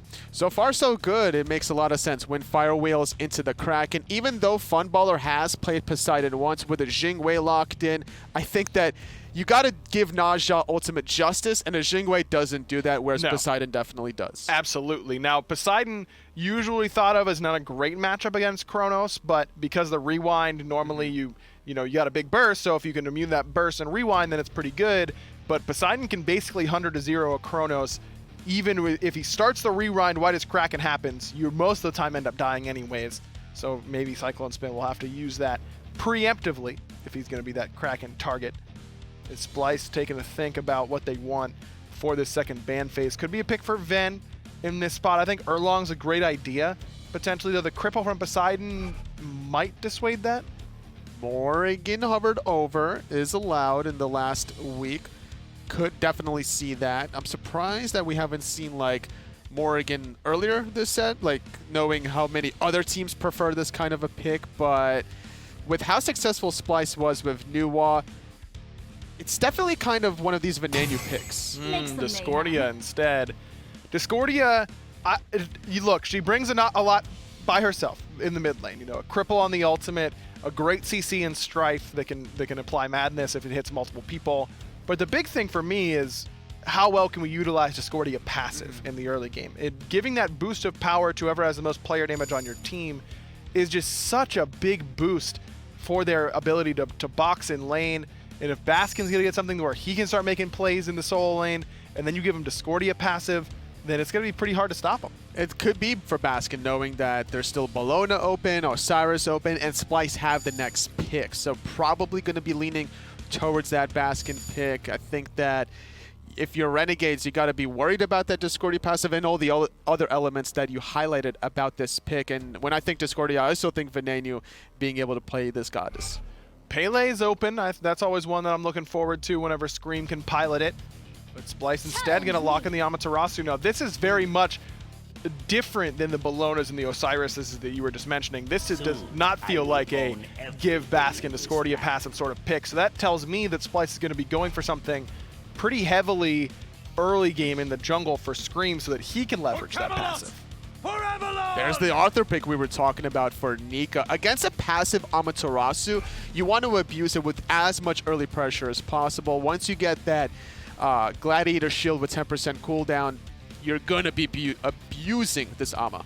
Batz being hovered right now is a very popular pick against King Arthur. He can't be doing any healing when he's feared, so he can't get those Glad Shields procs off. But I don't know, is this enough early pressure for Splyce? They've gotten so many early game wins where, they just snowball a fight at 18 minutes, get themselves a Fire Giant. I don't know how well this comp does that. In the early game, it's hard to snowball off of the early game, but if they get to that mid to late game, Splyce's draft is hella scary. Yeah, it is. Their team fight potential is phenomenal. Renegades also have that snowball potential with this sort of draft, I think. The Fafnir there for iRaffer this time around will bring that same level of objective DPS as what Splyce's Frenzies are usually providing.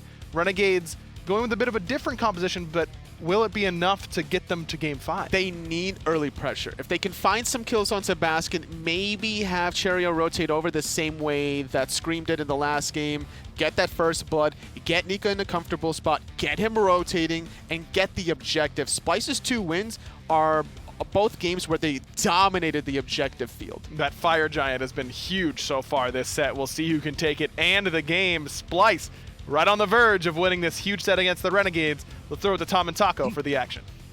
Thanks a lot, boys. And looking at these drafts, I do have to say that Renegades have certainly boosted it. I think this is a much better draft than they had last game for sure. But that said, Splyce to the other side, they've got a whole lot of tools. Just like Renegades have been steadily improving with their compositions throughout this set, Tom, the same has been extended towards Splyce.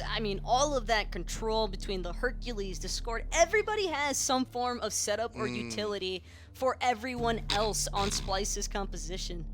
What is he doing? Oh my god. You don't like Venenu blowing you a kiss? Venenu blowing me a kiss and Funball fluttering like a bumblebee. I will say, shout out to the personality of our players, and extra shout outs to a man that Well, honestly, those two that aren't shared to share the personality. I want to see some more spice on these That's player fair. vids, man. I mean, we're getting a lot. I think Trix has been the only other one to really give us a little bit of, that flavor. Raffer gives us Raffer's is my favorite. He does this little like tap dance, and then he like does something else, and then he pretends to dab and says, "Nah, we're not doing that." That's my favorite. But the players, shout out to Jameson, the video wizard, behind the scenes. Honestly, he probably prefers it behind the scenes, but he's getting a shout out. The Ducky one as well. The Ducky one's I love the Ducky where one. Ducky's very short, so he's looking up and his teammates towering over him. It's good stuff. I think it's a lot of fun to kind of watch it all unfold. Nika here on the King Arthur. Arthur fighting the 2v2.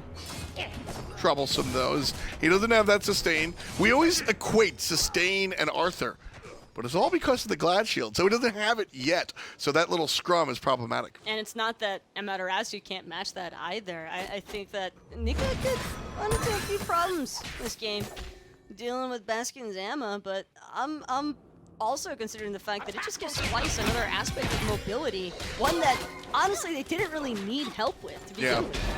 Splyce was kind of fun moving around, or kind of easy moving around. Well, you mentioned the Amaterasu, and this is a pick that Baskin, it's hard to say what pick represents Baskin. He's played multiple different positions, and even when he spent all his time in the solo lane, he was kind of the eclectic guy as well. But Amaterasu has been kind of a mainstay.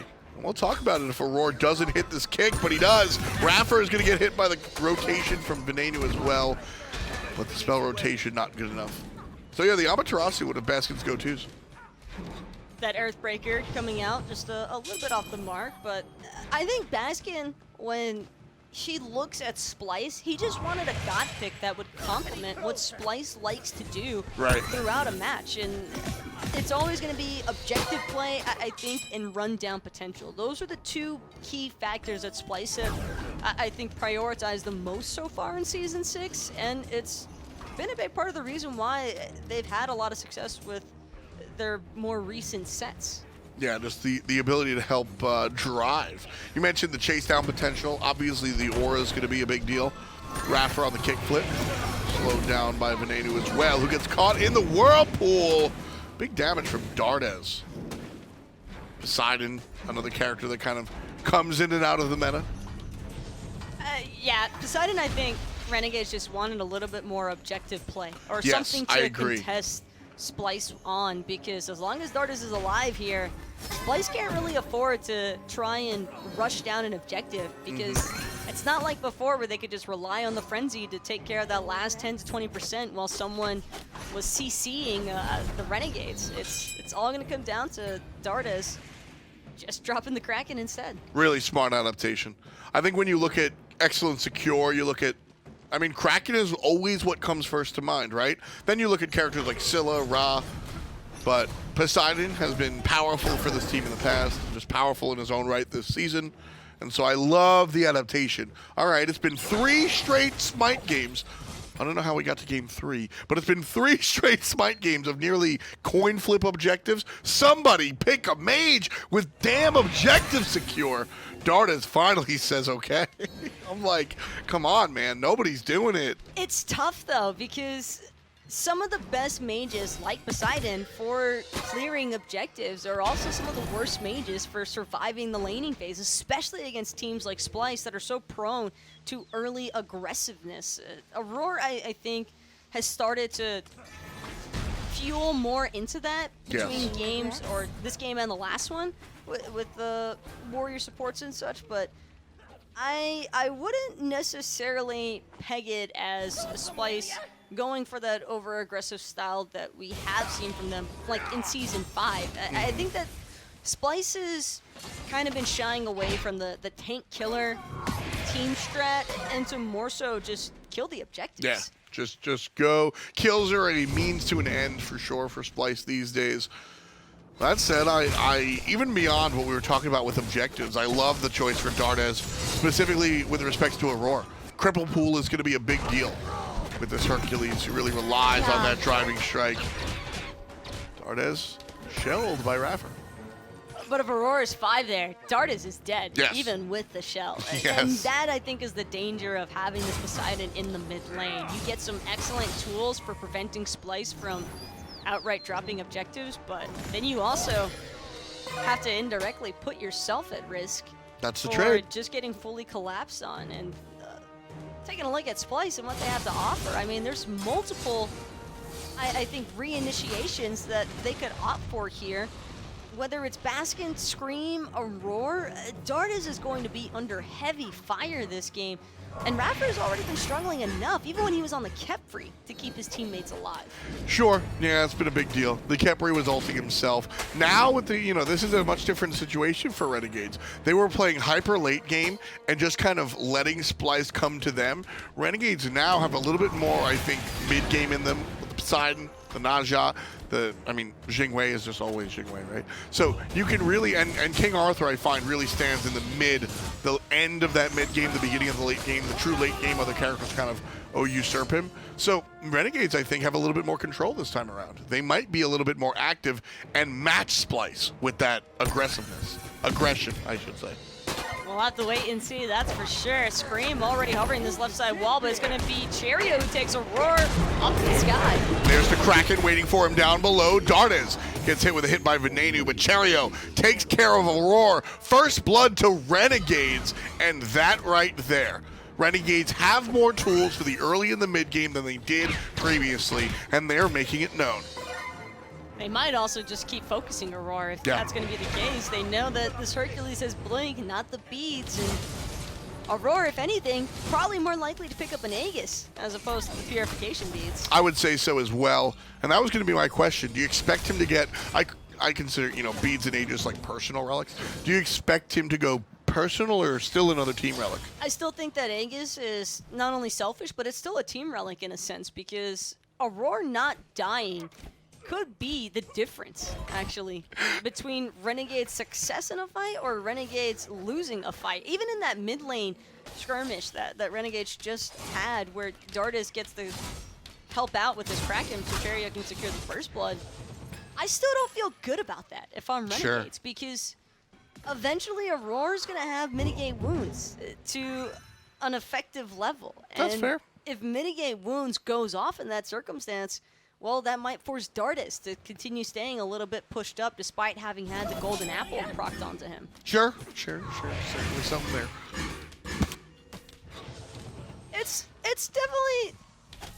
It's never easy to gauge it either way this early on. I think that I'm naturally favoring Splyce for this, just because Splyce have maintained the same aggressive patterns for the most part throughout all 3 games. Yeah, and I'm on the side of Renegades because of the change that they've made. Scream gets taken down halfway. Nika used that rock intentionally. Love that play. Puts himself against the wall so that when he gets flipped up by the Hercules, the geometry of the map actually keeps him in place. Even thinking back, this might be one of the more quiet sets even from Dardez. Yes, Dardez has not had his moment. And it's been obvious now against a team like Splyce, where they seem to kind of be exploiting that factor. Well, game number 1 with Chiron, a little rough, that was 2. Aror, that's going to be 2, as Dardez finds the kill. Venenu, right down Broadway. Cherryo's on CycloneSpin, the team not local. There's a Fear No Evil to put Cherryo against the wall. And that's a communication breakdown. Cherryo by himself, still going in. The team not there. A full disengage from Renegades, and Cherryo all the way out in Egypt. I don't know if that's Cherryo's call or if the team could. That was a bad moment for Renegades. Cherryo knew he was done for. Just tries to find whatever damage he might, because he knew Nika was going to be rotating in shortly after. Scream won't exactly have his way with just clearing out his jungle. Nika still looking as though he wants to try and hassle Splyce for their blue buff. Even going for the ultimate on Cyclone. I think the fight was already over. That was, I don't know. However call that was made, I think that was a mistake, a communication breakdown, like I said. Renegades, rarely do we see them by themselves like that. It's very possible that Cherryo might have assumed iRaffer was going to loop back around. He was still in that draconic form, but iRaffer probably letting Cherryo know that it was already too little too late. Their carries were way long gone by then, and unfortunately all the Splyce were not, so they'll take advantage of the opportunity given to them. Yeah, we'll see what happens. Real talk, I think realistically what happened was Cherryo went, hey, I've got an ult on a great target, ult the target, and as soon as he goes up, Raffer goes, mate, you're alone, and we're not coming back. And Cherryo just that goes, is okay. tough, though. As a Naja, I completely understand what it's like, because you're not going to get very many opportunities to try and punish that Chronos early on. So the fact that Cherryo did have CycloneSpin in his clutches, but just unable to really capitalize on it. That's what I'm saying. It's the little wins early on, though, for Cyclone that could amount to a much bigger problem not too long from now, either. Because Chronos, realistically speaking, only needs to get about 3 or 4 items online before he's good to go. Dynasty plate helm.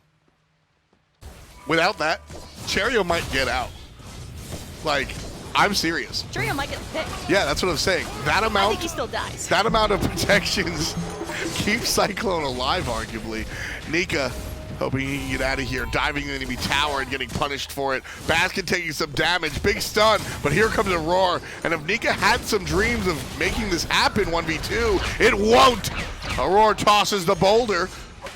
Renegades here for the wings. Cherryo and Raffer show up. Cherryo misses the reach, and so that be that.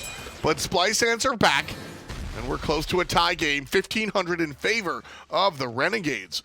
But Splyce certainly letting everybody know they're not willing to go sleepily. But all eyes on solo lane. Meanwhile, CycloneSpin just continues to have his way with Funballer. This Jing has had such a tough time just trying to clear out the waves naturally. Cyclone is just not willing to budge and giving Funballer any freedom on these laning phases. Well, when it comes down to it, I get that Chronos, Jing, these are the 2 top picks for the long lane. But this is a matchup very heavily in one side.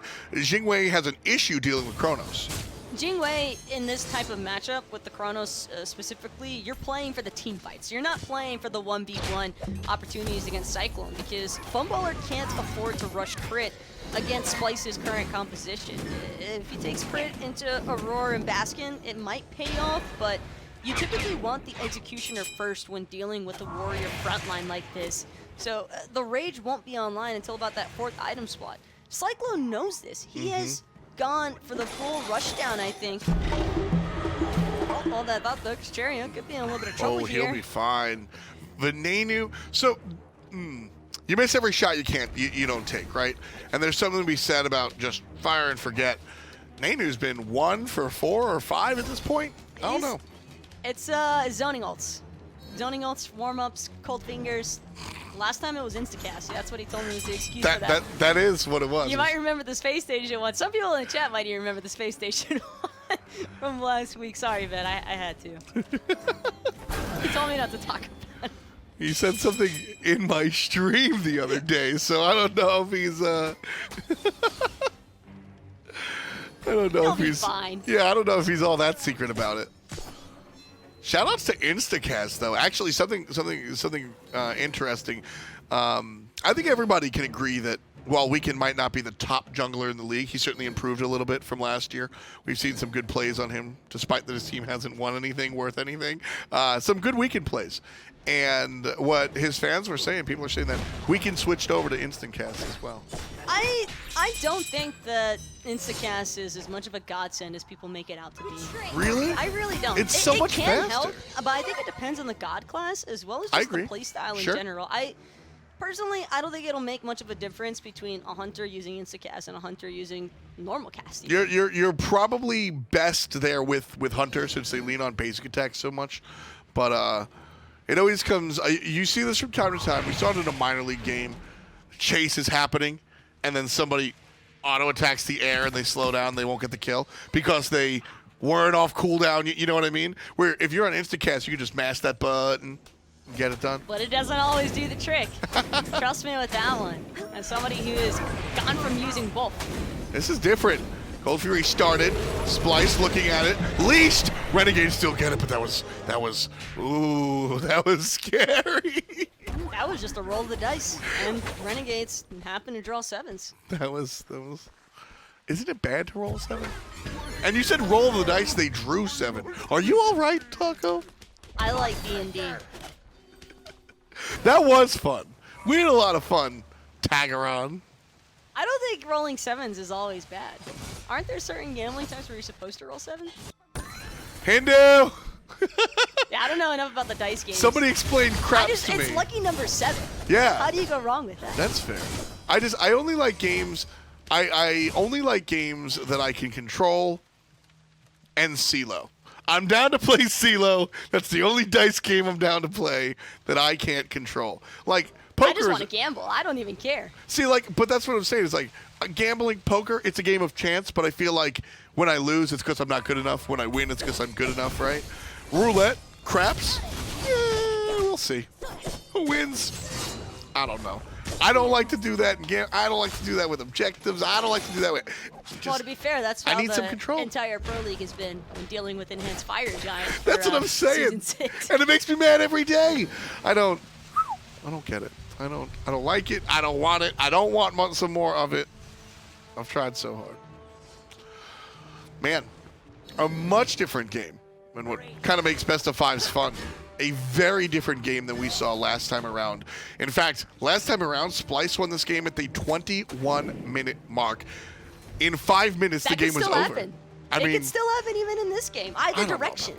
No, if iRaffer on the Fafnir, okay. I'm not even trolling. All right. If Renegades get a clean wipe of Splyce near that Fire Giant, and then they run down FG, let's say Splyce try to take FG within the next minute and a half, 2 minutes. So by 18 minutes, someone's getting FG. Sure.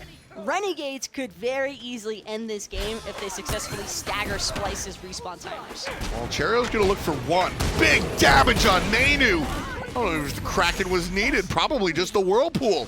Dardez doubles down and takes care of Venenu. And it hurts all the more for Venenu because it was only careless for a second there with his entryway back into the mid lane that Cherryo's able to punish him. 10 seconds left on those beads. Yep. They're up and running now, but he's still got 20 seconds left in that fountain and he had an he's Aegis. Able to come back. And he had an Aegis. Just real, yeah. The timing from Dardez was too good. That's a hurts, don't it? Tier 1 tower in the mid lane, probably free heater for Renegades. Scream gonna come around the backside, look for the flank. Fear No Evil is available. Cherryo and iRaffer here surrounded by Splyce jerseys. Whirlpool used to zone the rest of the squad. Baskin gets a double stun. Cherryo and Dardez hanging out. Ball over the wall, not good enough. Until Aror lets it bounce off the wall, and it is good enough. Poor Dardez. Front side. Funball looking for the kill onto Aror, can't find it. Venenu turns it around. 4 kills for Splyce so far. As CycloneSpin gets the last hit off of the assist of the mid lane Discordia. Keep an eye though on Scream. Gonna place a deep ward there by Cherryo on his speed buff. Not interested in contesting Cherryo. Just curious to see who's coming down that pathway first because Splyce have got their attention all on this Pyromancer. Looks as though, well, doesn't look anymore. It's definitely gonna go the way of Splyce. iRaffer's nearby, but mostly to try and prevent Splyce from going for the Fire Giant. This is that turnaround you were talking about. I'm not sure if Splyce are going to win the game right now, but they're absolutely letting everybody know that, you know, they were here to fight. Renegades were just taking every piece. It is crazy to me right now how quickly a game can really just collapse within a couple of minutes at most. And Splyce and Renegades, I think, have both put themselves into a position where if they get 1 or 2 picks, I mean, it's very possible that one side could siege all the way to a Phoenix, depending on where those picks take place. That's fair. I think how quickly they take place back to back. That's a big deal, is making sure that you don't stagger the deaths too much. At this point in the game, 1 or 2 people can play defense a little bit later. Probably not. That last fight, though, really exposed Renegade's lack of AoE, though, I think. Yeah. Because they have a lot of individual burst target damage, and I mean, it's clear. Venenu gets smacked by Ninja and Poseidon, and you think that's going to be the end of it. But the fact that Baskin and Aror were able to work alongside of each other from so far away, too. Aror throws the excavate over the wall, just assuming that Baskin's going to be able to clean up whatever might be left of Dardez there. I mean, that's probably a safe assumption. Renegades starting and ending the Primal Fury. Aurora tosses the ultimate. Cherryo ults backwards this time. Remember the last time Cherryo ults by himself and iRaffer goes, "You're trolling." This time around, no trolling. Renegades pick up the Primal Fury. That's going to keep them in the lead. And of course, will make the Fire Giant easier to get. It'll open up the map pressure, that's for sure. Renegades, I think, have just done a good job at exploiting Splyce's weaknesses towards the duo side, because for as good as Splyce have looked in the comeback after being initiated on, I do personally feel as though Renegades definitely have the upper hand in terms of objective burst potential, just because they've got iRaffer with that coerce and the Kraken to just finish things off whenever needed. But I still stand by the fact that Splyce have a lot of area control, a lot of zoning potential as well with this Batz on the Fear No Evil. For me, it's largely Batz and Baskin, though. Venenu, Strife isn't really that big. The Apple can be problematic in these corridors, but it's not Whirlpool, it's not Kraken, it's not Ring Bounce even. Ring Bounce is oddly AoE, you know? So it's, I don't know, Splyce will have some issues there. Am I wrong for saying that it's almost a crime knowing Baskin won't stay on this team? It is. Considering how much or how well he works with this team and Scream. Yeah. It's yeah. Just... It's if you've looked at Aurora's face cam at all throughout this game, that's a man that's taking a test in 8th period, worried about the 1 in 9th period. He's saying, hey man, we can win these games, we can lose these games, but what happens when I just don't have a solo later? Like that's really, oh man, it is bittersweet to see how strong Baskin has been able to not just do in his own right. This 1 or 2 games have been the Baskin show, but perhaps more importantly, the teammates around him have been successful. Well, oddly enough, I feel like Splyce would almost be the perfect kind of team environment for Baskin to come into for pro play, because they're aggressive. Baskin loves being aggressive, and they're a team where I think if you wanted players to have flexibility for Baskin's options in solo, Splyce is hands down going to be one of your best bets. You talk about the X's and O's, I'll touch on the personal side of things. Baskin is a winner, and he's a real good player. Doesn't always want to buy into two-a-days, right? Not the ultra grinder. Splyce is the team that, listen, Aurora's going to make you do your homework, but you can absolutely, these are the guys you're going to have fun with. Venenu, Aurora, Scream, these guys are going to have fun. And they, like I said, they're going to do some homework. They're going to get sent up to the nitty-gritty, but I think that Splyce is a really good squad for Baskin. Of course, this is the outside looking in, you know, but from the outside looking in. Seems near perfect. Beautiful play by... Oh! The turnaround, though. Batz going to try and capture him. Strife going to force those purification beads and out of Cherryo. That was unfortunate. That was perfect, though, for Splyce. And it's not over just yet, because Aurora's going to blink in and finish Cherryo off anyway with the driving strike straight into that excavate. And now it's a full swarming of Splyce members in the mid lane. Ricochet plays for days like we're back on 1.6. Oh my goodness. Crazy stuff from Splyce. The dodge, the iframe usage to dodge the apple the first time was real cute. But Cherryo didn't have the ult to dodge it off of the back wall. Big plays here from Splyce as they isolate iRaffer. Nika getting involved. Funball flipped up, dashes away. Smooth moves. Sneaky, though, from Splyce. Scream and Venenu have been clearing out this solo side wave. Even though Renegades will prevent Splyce from pulling that Fire Giant, they can't stop this T1 tower from going Splyce's way, and iRaffer could be in some trouble as well, but stop time not going to be able to connect. Splyce instead going to take their wins where they've got them and look for a full reset off of that T1 tower siege in solo. Void Shield here for Nika, and that's a big deal. That's a big deal. He's doing a little bit more damage, a little bit squishier, sure, but a little bit more damage on the King Arthur, and this is the adaptation that we've seen, right? Things have, Arthur was just, you pick him and you win the game. He was just the best character. Let's not, you know, break any bones about that. As he has seen changes, he has been brought down. I think he's absolutely a character you can fight into, but now he's very specifically, the word I want to use is brawler. He has to fight in order to get that sustain, and if you're going to be fighting, teams have learned to ignore the king at this point. But if you're going to build into power, then you can't really be ignored. So the hybrid build I like. You have to force your presence, I think, right now as Well King said. Arthur. And Splyce are actually pretty prepared for it. They know that Nika is going to try to get up close and personal, and if a King Arthur is going to move into melee range, well, you give your Discordia Divine Ruin. You give Scream Brawler's Beatstick. And I think between both of those easy applications of the anti-heal proc, Renegades are possibly going to have a pretty tricky time, I think, looking for openings into Splyce's backline, because Cyclone's already tough enough to punish as is. This has really been all about Renegades trying to focus out Venenu, and sometimes they've had luck, other times not so much, but all in all, Venenu's only died one time. Been forced out of mid lane more times than that, but it still just hasn't really felt like enough yet from Renegades. Gold Fury. Brought down real low, but leashed out. Aror here, gonna pull the carry. Cherryo one more time. Splyce get the Gold Fury. Really, no problem. Aror with a great job there of zoning. Cherryo finds one, blinks forward, and is gonna come down off the sky and CycloneSpin, but the apple waiting for him at the bottom. Funball with a ton of lifesteal staying alive. Kraken waits for Baskin, who dashes out of it. A missed Kraken. Cherryo goes down to the jungle. Funball forced to ultimate out. And iRaffer on the run. Baskin beginning to be caught up. Funball might get one kill, but that would be it. And it's not even going to be that. Great knock-up from the other side.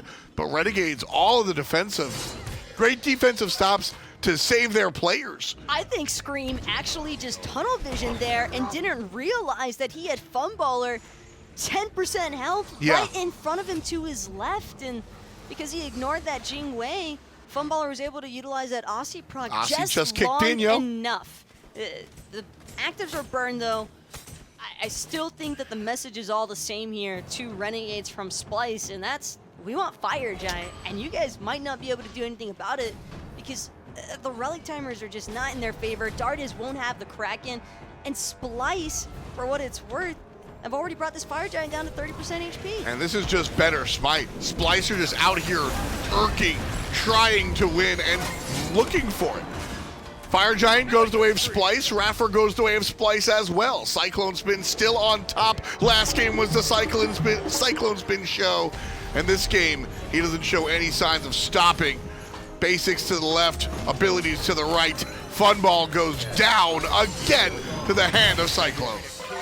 Nice Whirlpool is going to prevent any further follow-up onto Nika. They'll be forced to retreat off the Discordia Golden Apple. But Funballer, man, has just had no room to breathe this set. Splyce have been all over the Hunter from Renegades since game one, I would say. And even with the Jing Wei, Splyce are making her look vulnerable, but I think it's all just coming back to the same fact that Cyclone has done a fantastic job at staying alive. Even that last Gold Fury fight, it was partially Cyclone surviving through all of it, but that was mostly on Scream's placement of the Fear No Evil. That level of map awareness to throw the Fear No Evil so far forward to where they wouldn't even be able to utilize at the bottom, but it just prevented Renegades from having any sort of opportunity to kill Cyclone. Renegades, the team who had the gold lead before the Primal Fury went down, by the way. Renegades had a 3,000 gold lead. Splyce took the Gold Fury and were still behind when they started the Fire Giant. That's how much Renegades had control of this game up until that point. I really and truly point to the missed Kraken on Baskin to be the issue. Dardez chased out of this team fight already, and Funball forced out the hard way. iRaffer as well. 2 players sitting down. The mid lane Phoenix will do the same. Nika hit by the apple. He's crippled. The Kraken off the mark as well. Scream goes down. Big plays by Cherryo, who's looking for Aror. When he lands, who dies? Is it Cherryo? Yes, it is.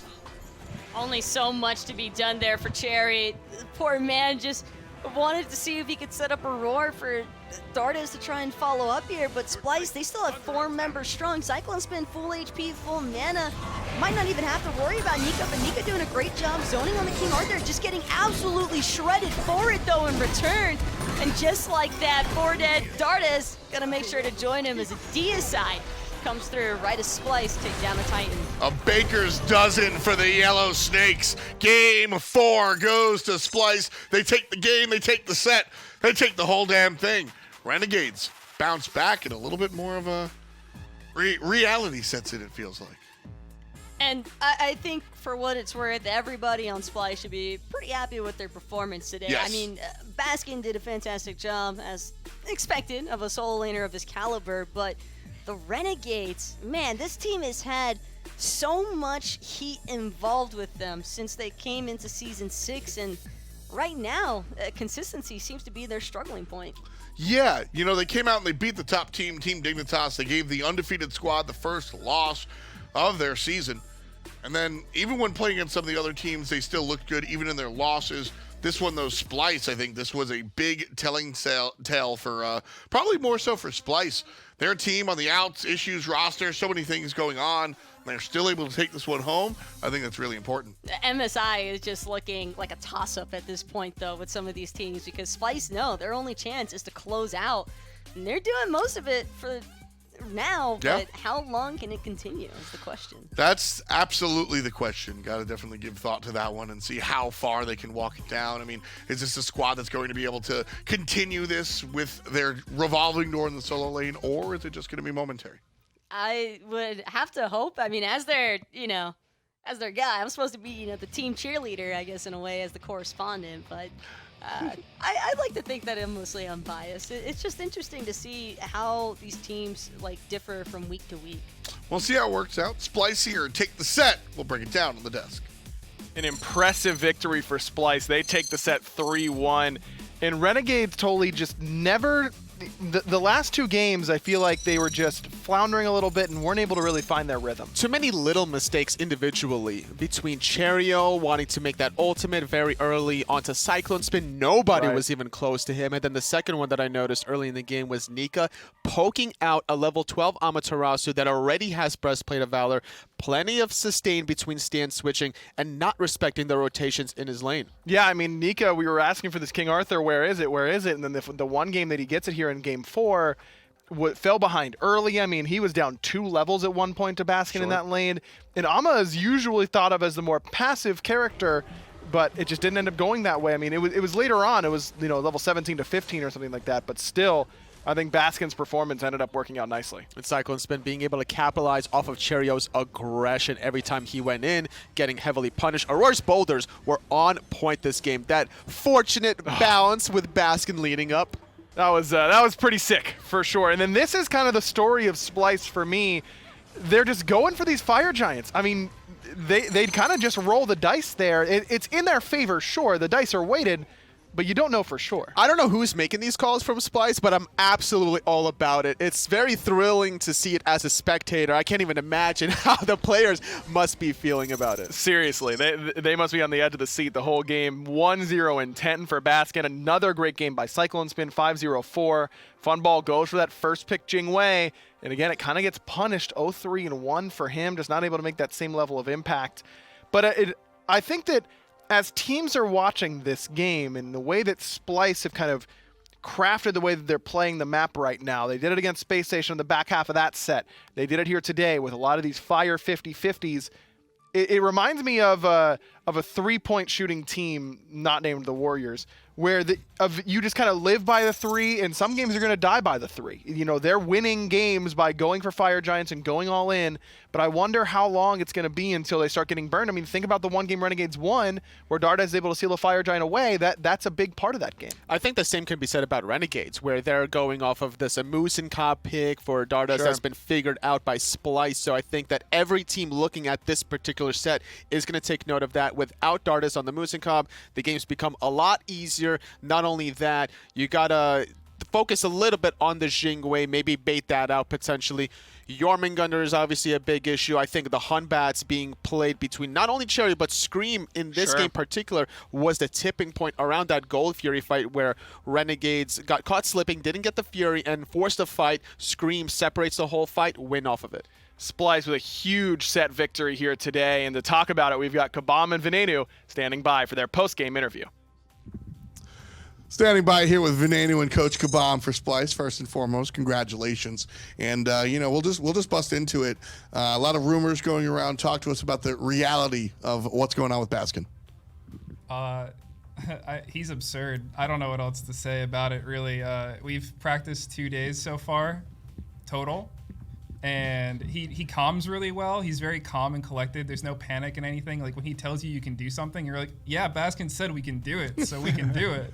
Like that's wonderful. But he's not here. Is there any way you can get him to stay? Is that part of the game plan? I'm not going to pretend that there is, no.